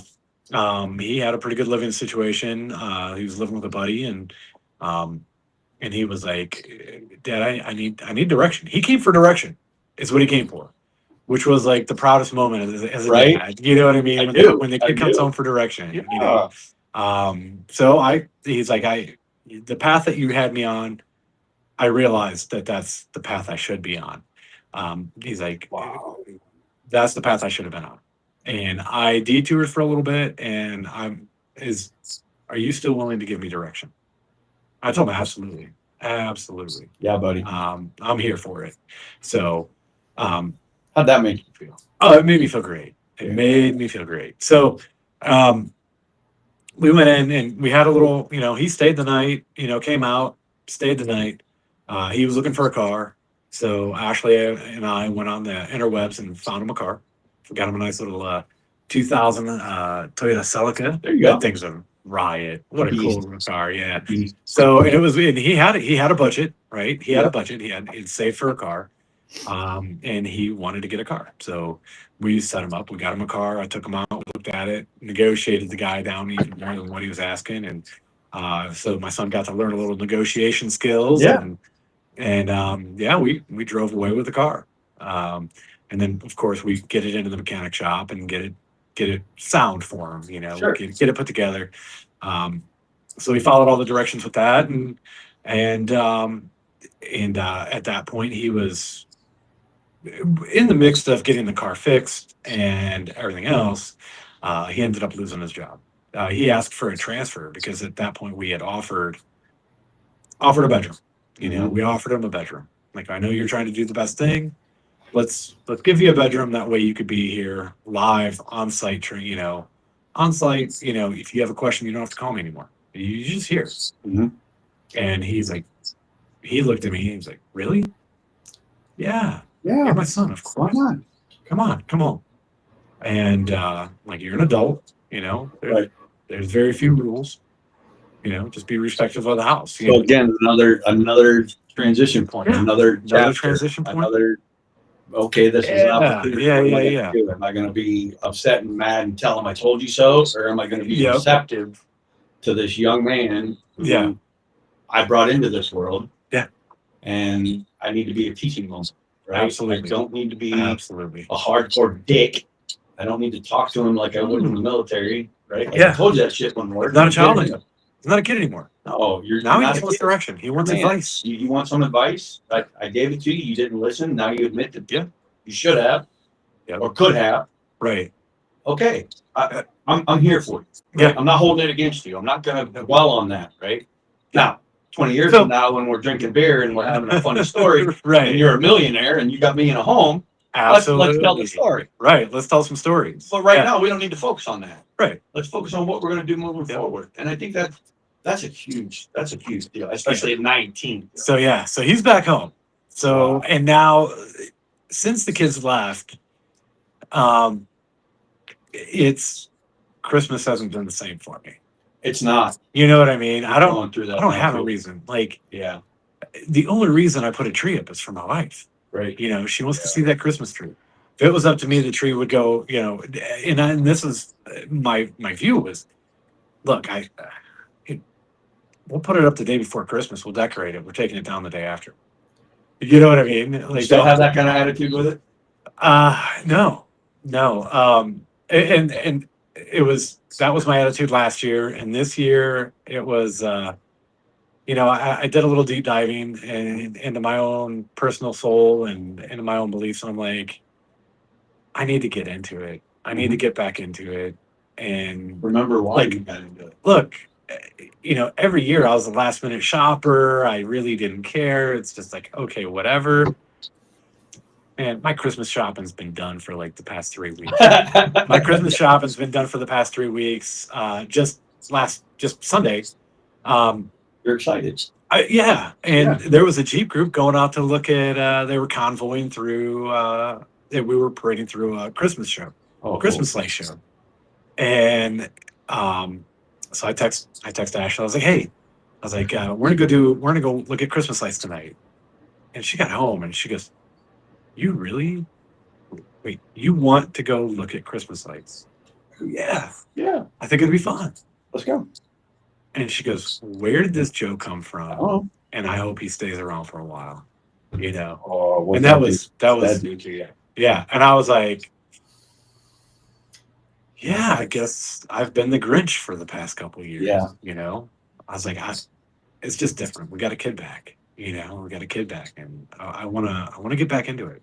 I need to get that feeling. We're struggling I with that. forgot that Christmas. You did. Spirit, like you said, we forgot how much we enjoyed it, you know, and now it's like, all right. Right. You know, she's at home right now. She's putting up the Christmas tree, and hopefully, you know, and my son's off today, so hopefully I can finish my day up early and get out and do my regular job and get home early enough to sit down and relax and not sit down, but you know, get home early enough to help put decorations. I'm looking forward to putting decorations on the tree.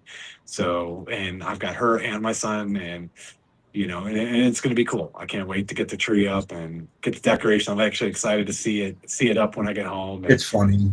get the lights on it. You So, know, yeah, no, it's all about perspective, right? And that's what we were talking about. And what we're, and, you know, so many of us think we're the only one that feels that way, yeah, right? Because you're surrounded by Yeah. people that feel opposite. And yeah. let me ask you, is it harder, or you, the listener, is it harder? Is it easier to change your opinion or change their opinion? Right? Change your own opinion first. Right? What are you focusing on that's putting you into that position? Right? What are you focusing on? I guarantee you, you're probably focusing on something you don't have and can't get back. Right. Right? So why don't you focus on something new and make it your own? Yep. You know, Jeffrey moved out this year, bought his own house. Right, Julia's pregnant, got her own house. Her and Lucas are expecting our first grandchild, their first child, in February. Congratulations. Right, so things are a little different around here. Yeah. We don't have Jeffrey's 21. He worked 60 hours a week when he was here. You know what I mean? Like when he was here, he was only here to stay, to sleep. What are you laughing at? So if you look at my screen, so I'm on the Whatnot app, right? Yeah. We're promoting this Whatnot app. We're trying to get some donations in, trying to sell some gear, trying to get some money in for the for Safe 22, right? And this is on the bottom of my screen. Where is she? I'm gonna reach my hand. Oh, is this it right here? Your mouse pad. Is that your mouse pad? That is my mouse pad. Yeah. I don't know. So Do we want to put the mouse pad up or should I turn it over? Here, you can put it up on It Whatnot. was no. It's been on Whatnot the whole time. Oh, yeah, no. it's been on.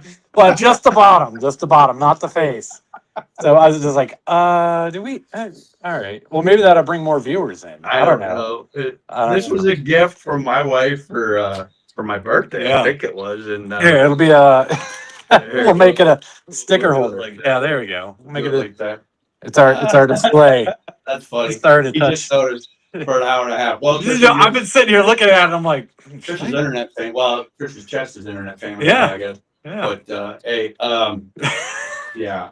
Change your perspective. Change But your yeah. perspective of what you're looking at, right? Because you're not going to get back what you once had. So you might as well make something new specifically for yourself, right? What are you going to do? So this year, Yeah.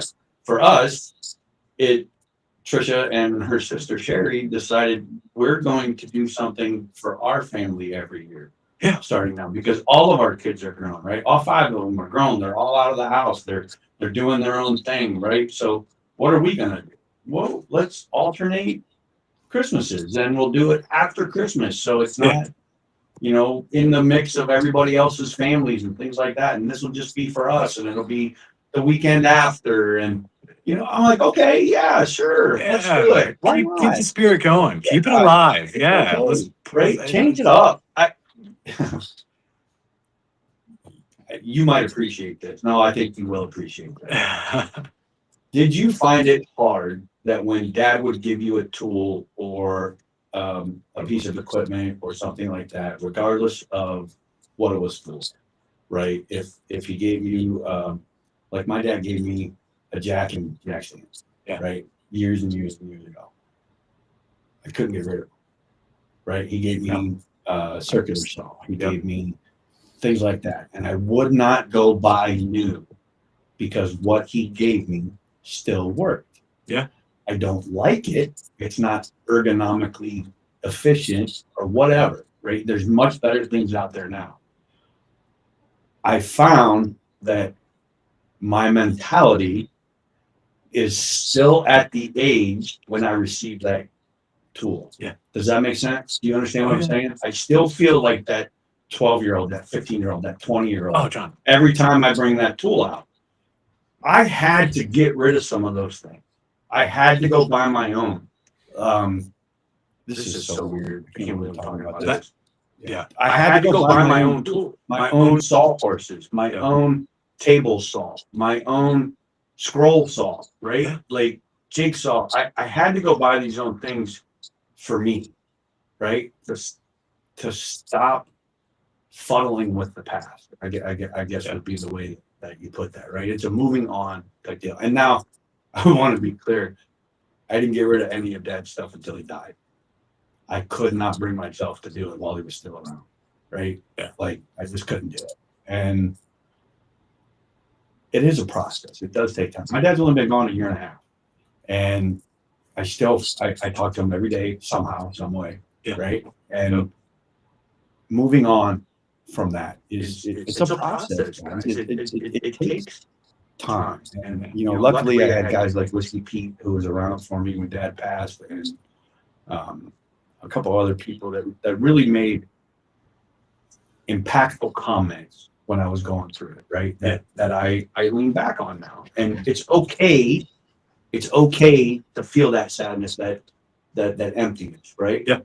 Don't stay there. Don't focus on it because it's not the case anymore. You're so far beyond that, right? That you're allowed to have your own. You're allowed to create your own. Yeah, it's tough. I've replaced a lot of the tools. Have you? I have. I've, but I still have them.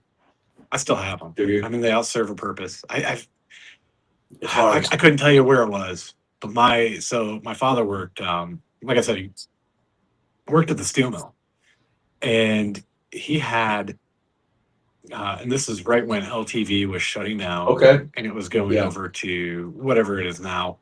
ABS. Yeah. So whatever. he retired from there, and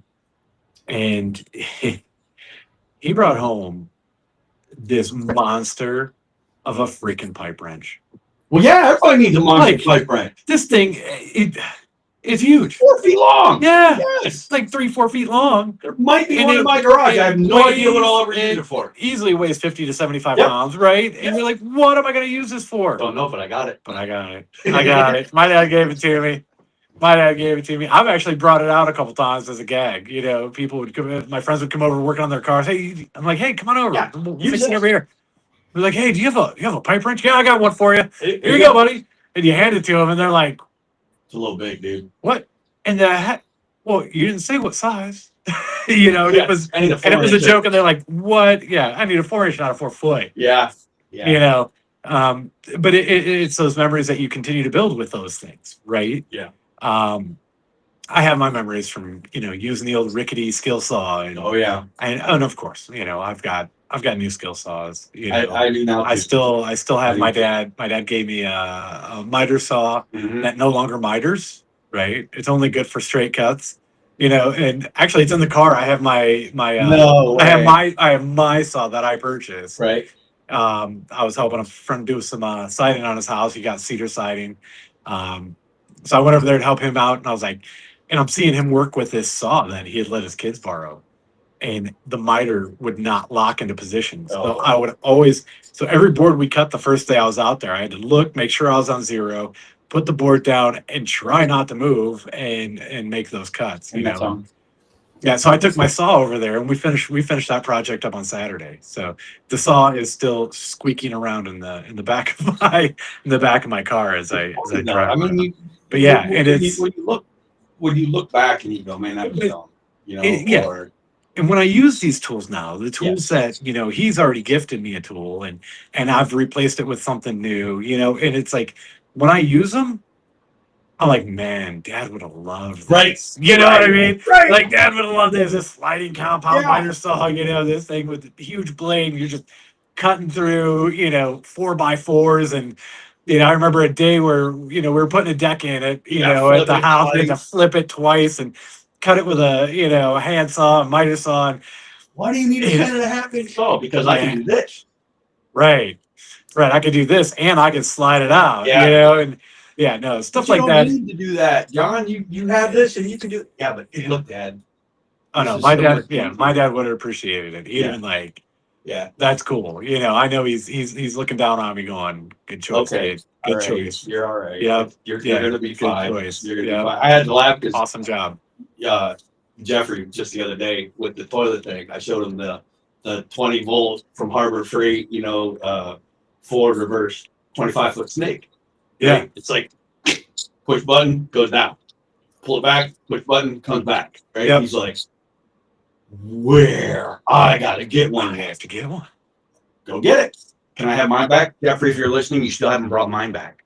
Can I have mine back? Yeah, it's funny that that I think that's where we need to start looking, right? In the present, what role are you in? What capacity are you in now, right? I'm the dad, I'm the husband, I'm the father, the uncle, the grandfather. That's where you need to be, and you have to be the best of those that you want to be. But in order to do that, you have to be yourself, Absolutely. right? So you realize you're fighting the world on everything. Yeah. You went to a Safe 22 event, spent the night in the woods. Yeah. Had that cathartic moment, right, where you vomited your demons all over that bonfire and left them right there. Let them burn. Let them burn. Let 'em burn right there in the now fire.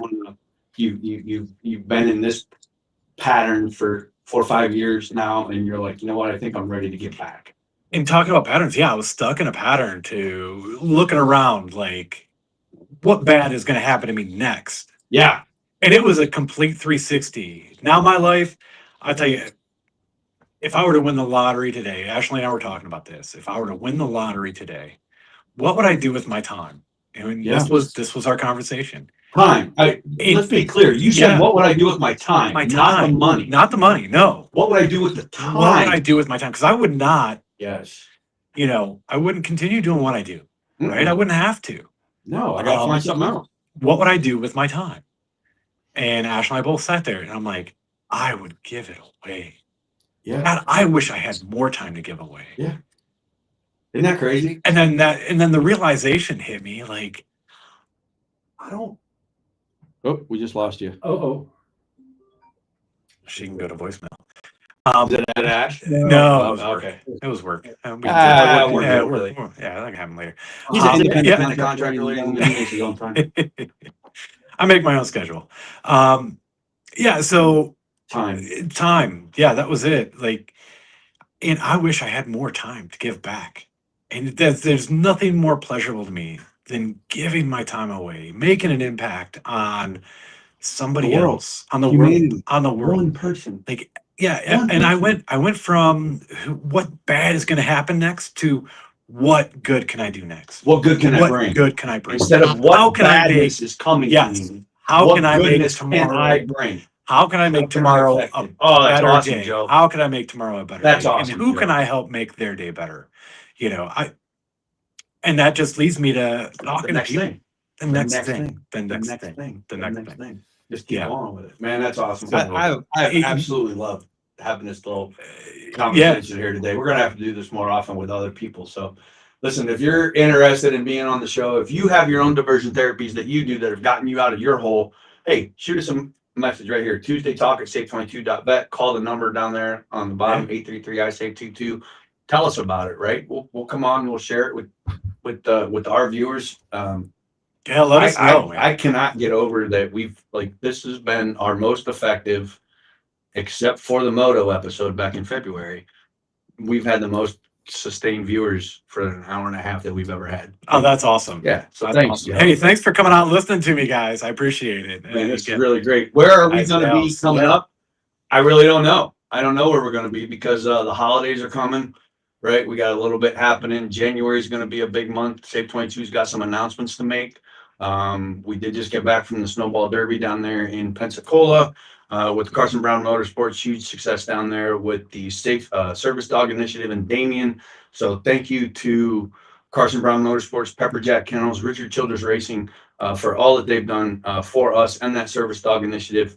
Really excited. I'm going to put these QR codes up here real quick for y'all while Joe goes over and plays with his Whatnot app. Yeah, whatnot. Donation right here on this QR code right down at the bottom. It's also in the link on the chats. And then here is the merchandise link. Excuse me. Oh, there it is. Look at that. We can do both of them. That is our depiction of Damien. We had some one-on-one time with Damien this weekend with Albert and Chuck and the entire Carson Brown Motorsports team. Huge thank you to JR Masters. He has been doing the social media stuff for Carson Brown and Save 22, and the way that he is, he's just phenomenal. I don't know what else to say, man. He's great. So thank you to Carson Brown, JR Masters. I locked up on your screen there. No, man, you're moving. All right, I'm You're moving. talking. You're talking. You're locked up all on good. mine. That's okay. Yeah. We don't need. That's fine. We have the other. I can link see right you. here. I got live view right here, bud. He does have. Yeah, we have live. We I'm don't know just what's making happening sure. over here. Yeah, We I'm just been making sure that two dudes sit out here having a chit chat. It's pretty funny. Donate here to support Save 22. This goes straight into the motorsport coffers. Yeah. The other two links are specifically for the service dog. This one right here will go straight to Save 22 through donor box. So yeah, click there, donate here, whatever it is. I don't know how that works. It does not click. Oh, I can't click it. Duh. Not on that one. Yeah, nice. Do it over here. So it's down there at the bottom of the screen. And I believe our board meeting might be tonight, Joe. So we'll see how things go tonight, and hopefully for 2026 we can keep things going. I really let's get wanna some. thank you. Let's get some off-roading events up there. Let's get do some, get some Jeep meets. Parkway Motors, like I said, Parkway Motors. I've been working with that guy. We're gonna get a huge event out there. I'd like to get the trailer out there. Pending the board's approval, I'd like to get the trailer out there for that one. We'll see. We that one's are gonna be- down right now. Our trailer. Yeah, we don't need to talk about that right Okay, now. all right. But All we right. did get rid of the merch van. We sold the merch van. It wasn't really doing us a whole lot of good. The big old UPS truck or whatever. Okay. It was too large for us. We sold that up to That would have been a good nonprofit. tow vehicle, man. It would be Threw it great, on a but you know what? trailer and When you're not comfortable riding in that thing, you got some back injuries and stuff. You know, yeah. after about 45 minutes, man, I feel like riding in an old deuce and a half, right? Yeah. You know what I'm saying? Oh, yeah. So we don't want to do that stuff. But let's hide this real quick. Put this off over here. What is you have a social media page for Nugget, do you not? I do. Can I? Let's go ahead. We'll see if maybe you can put it on your side. Can I? I don't know. This is all new to me, buddy. Do you know your social media tag? Nugget Jeep. Is it Nugget Jeep? I'm gonna minimize. Am I still No. still on your screen? Nope, I you went disappeared. away. All right. Well, I'll go back in. That's okay. I can play with the scene over here, so Yeah. we don't have to worry about that. We'll just see, and then we'll just put Nugget down in the corner. So here we are. You know, you got some stuff over there. That's my favorite little right there. That's the TikTok Nugget _ Inca Gold Pearl. Good Lord, that is too much. I know. Text it to me. Show you.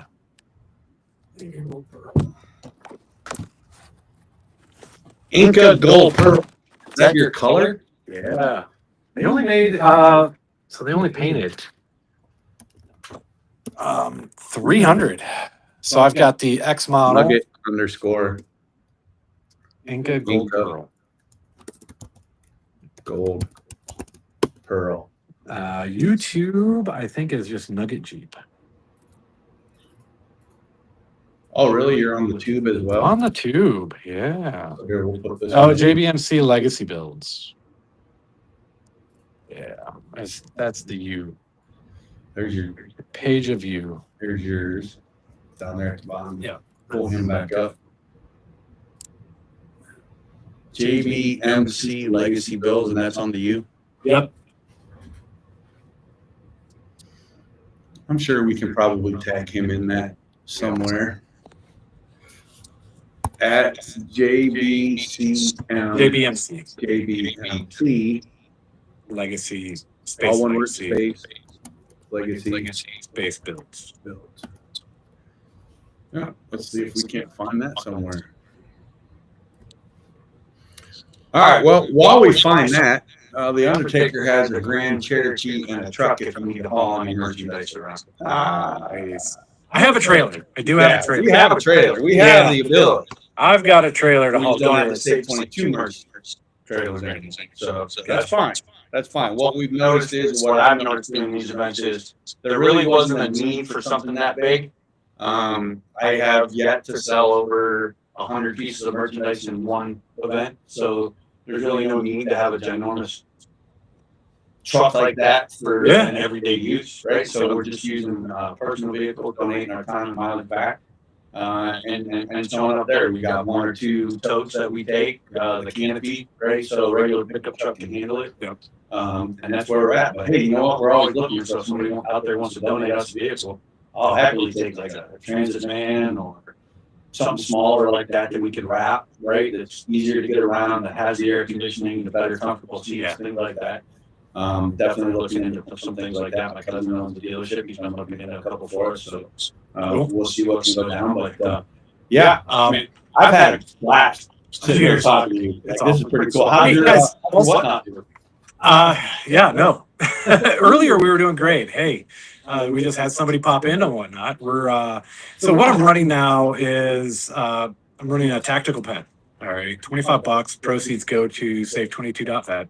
I'm gonna show these guys here. Oh, I'm on the front camera. It's on you. Let me see if Here I we go. can Switch put that that around. somewhere. There we go. Yep, it's Whatnot Nugget Jeep on Whatnot. Yeah, running a tactical pen. I think it's pretty cool. It's got a little glass breaker on the back, and it's an actual pen. These things are super durable. These actually were donated to us through Luke Guy. He's a knife guy. So there we go. Say Flyboy's on there. There it is. Flyboy Safe 22, baby. All right, so there is his link. I put it in the chats over there. He's got free shipping on his store. No, I don't think it's No, that's what it says right now. Oh, does it? Yeah. All right. Hey, there on your store. there it is. We got some of the stickers. Like I said, we got some of the stickers on there for him. Yep. Got some We got some patches, got some bandanas, got some Right. stickers. Got the bandanas. The link is right there in the comments section on the tube. We'll go from there.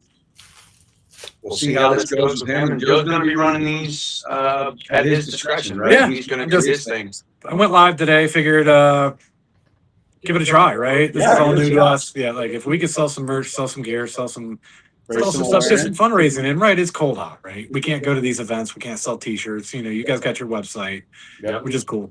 Yep. And we're just trying to build the off-road brand and pending approvals. Well, I like word, and I think it's gonna be a great thing. I like it. Even the if next- the initial answer is no today, Yeah. tonight, or whatever, we'll revisit and modify it the way that the board wants to see it done, and we'll get you out there. Either way, we do have within the groups, we do have all the groups actually. We all got together. I got together with all the admins, and we started scheduling for 2026. Awesome. And Save22.vet is one of the fundraisers we are going to be doing. So That's that's going to be fantastic. awesome. That's We're gonna gonna- be great. So we're going to sell some merch. We're going to actually, it'll be $20 a Jeep to get in. There you go. We're gonna just run it as $20 a Jeep to get in. We'll do best of show. We'll do some other, giveaways and stuff like that. Very cool. And just make it cool, make it fun for the guys. right? Yeah, absolutely. Absolutely. Hey, Hey, trophies out there for these guys. the other thing in 2026 we're looking at with 17 Chris is a comedy show right here in Massillon, Ohio. I don't know if I told you that yet. No. I just secured the site. We're gonna do it at the Eagles in Massillon. March 14th is the date. It fits kind of right in between this IHRA schedule, the NASCAR schedule. We're all kind of fitting it in. It'll be a dinner and a comedy show. I'm going to limit the tickets to about 300. So, you know what? Come on out and have a night of laughs at our expense. You know what I'm saying? So maybe we'll have the Nugget over there for a little bit of attention. We'll see. It's a work in progress right now. I have a fabricator right now building a flex stand. Yeah. Cool. Building. Oh, it's a box it'll collapse. It just comes apart, and I could put it back together, put the ramp up to it, ratchet strap, and then I could drive right up onto the stand. No kidding. Yeah, so I could have my wheel elevated. You don't need a trailer or You anything. don't need a trailer. Nope. I could just pull it right up onto the stand and have it off the ground by How cool is that? 2.5, 3 feet. Have it nice flexed out, and yeah, it's There's so much I don't so know. much fun There's stuff. so much I don't know. The only thing I'm looking for now, hey guys, if you could help out, what I'd like to do is get Save 22 laser cut into the face of it. So when I pull Oh, up wow. on the stand on the face of it, it'll save 22. Hey, well, let's see what the board says tonight. Maybe we'll be able to do that for And you. at that you know? point, I'll have we'll hook some lights up so it'll go nice and Yes. behind and just make it cool, man. Let's just make make it it cool. Look, that's what Save 22 has taught me is that just go do something. Just go do something. That's it. Right? Make it- Enjoy what you're doing. Go be present. Right? And the more that you can do that, the better off you're going to be. So many of us just get stuck in this.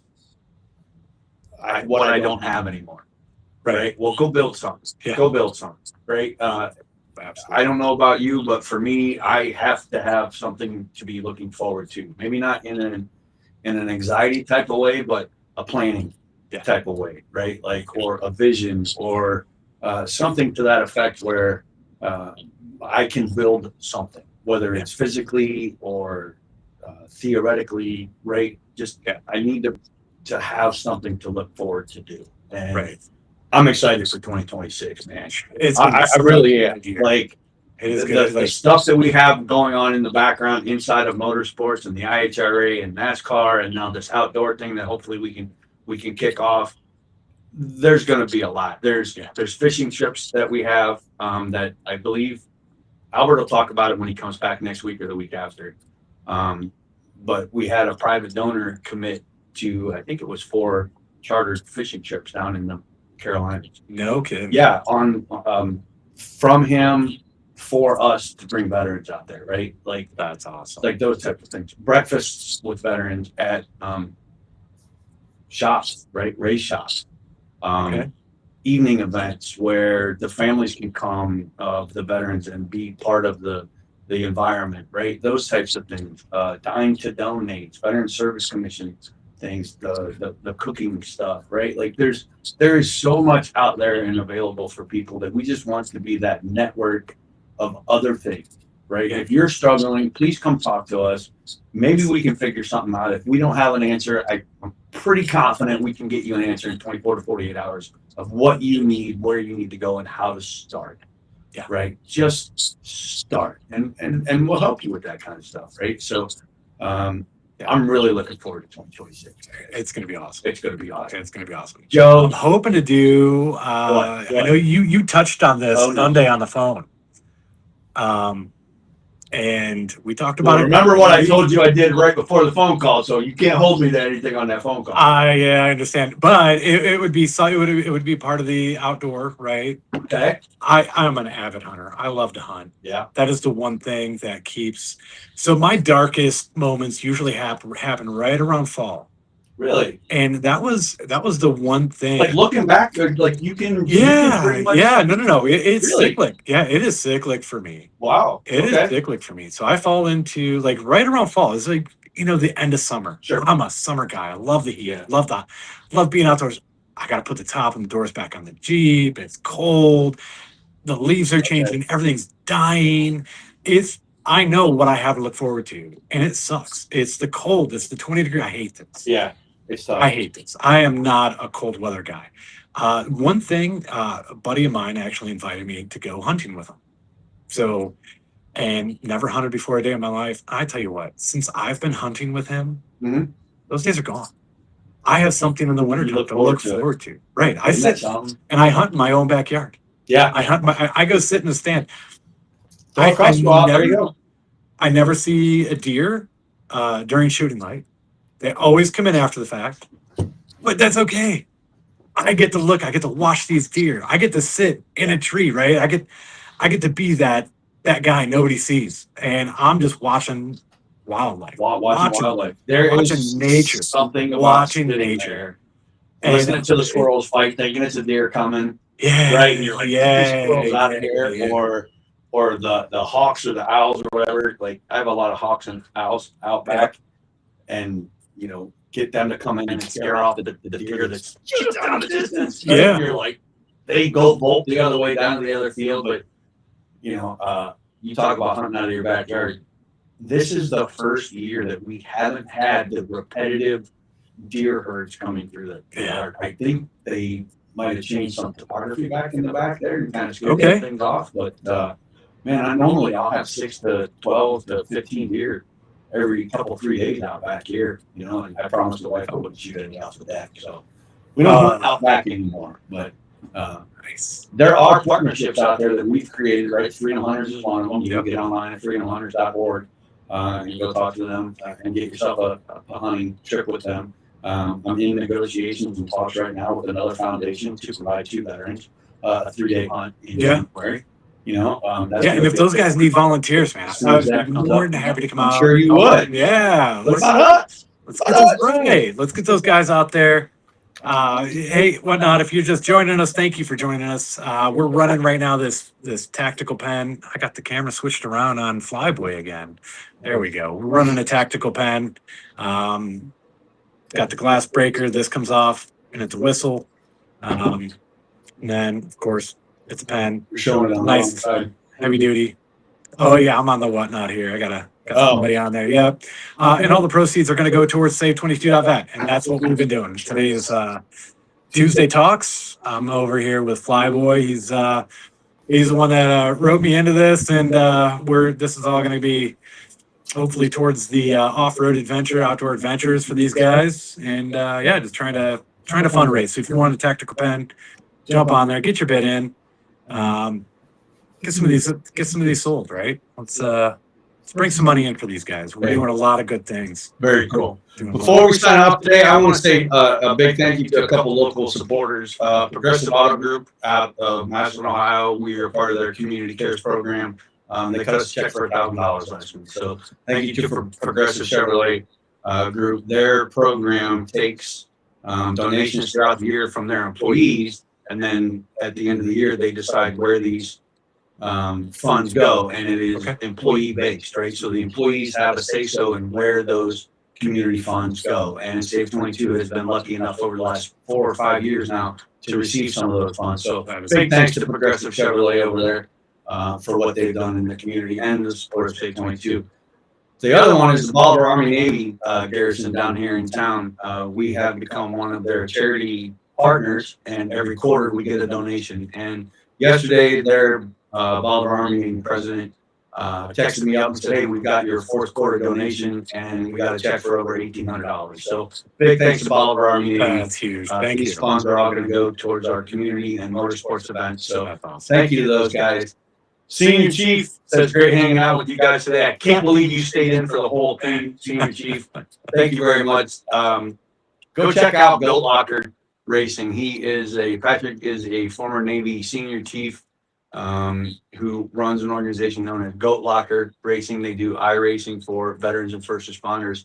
Save 22 is proud to have partnered with them for the 2025 year. We're really looking forward to 2026. Yeah, that's awesome. They have over 500 veterans in their iRacing leagues now, and they race. That's amazing. They race every night of the week. They have all different platforms, all different types of vehicles, from the Trans Am Series, Xfinity, Cup, Truck, ARCA. They have 7 different things, 7 different nights of the week. 500 veterans are getting their diversion therapy through iRacing. They've provided, I think, 15 rigs to veterans in Indiana through funding and all that. Oh yeah, So just cool. really, really cool guys. And they've only been around about 3 years now, I think. And the things that they're doing for diversion therapy and veteran mental health are awesome. And I'm really excited. I may be out there this week. They're doing the PRI show in Indianapolis, Performance Racing Industries show out there. I may go spend a day or two out there and get to hang out with Senior Chief. So we'll see what happens. But stay tuned for that. Go check out Goat Locker. Katie says, have a great week, everyone. John will get with the ideas. Yeah, thanks, Katie. Katie, we're going to be putting that together for a baking class, cooking class up at Sam's. That's going to be so cool. Nice. Man, just the amount of things that are going on, there is no excuse for anyone to feel left out. Thanks, Right. Patrick. Love you, brother. I just found out I could have had the comments up here this whole time. Oh, no, I'm you could have sorry, the guys. comments. So, see, it's a And live at and the learn very- type deal. Yeah, see, we're just learning. It's a live and learn Learning. type deal. I'm going to go to the Cool. outro music. We're going to be out of here. That's Joe. We're going to call him Nugget. I'm Flyboy, also known as Flyboy. So we'll talk at y'all later. See you next week. Next week will be the 16th. We got a little special thing coming up next week. I met this guy named Joe, and he does a thing called This Sober Vet.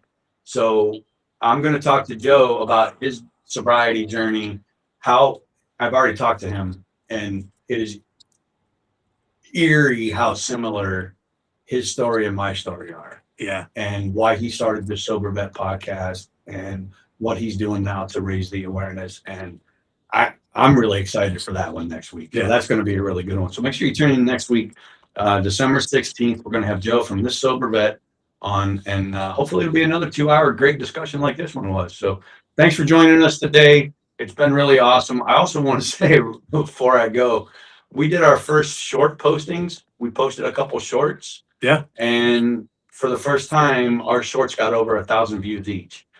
So really cool on the YouTube. Thank you to everybody for the support. I'm going to try to make some shorts up again and see how that works. Really just super excited for where this is going. It was never in my bingo card to have this kind of a life, right? It Yeah. wasn't part of my plan, and No. it's okay, man. It's really awesome. Samson was listening the whole time too. Holy cow, Samson was listening. Thanks, guys. Nice. Really, thank you. All right, we're gonna cut it off. Here comes the music. As soon as I find the right button. Here comes the music. Here goes the outro. Y'all have a good day. There you go.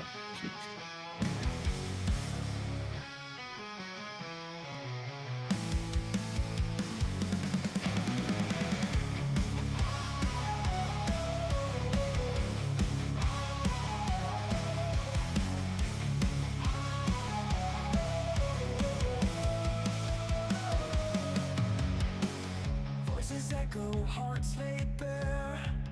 Battle scars we all still wear. Through the storm, through the fight, searching for hope in the dead of night.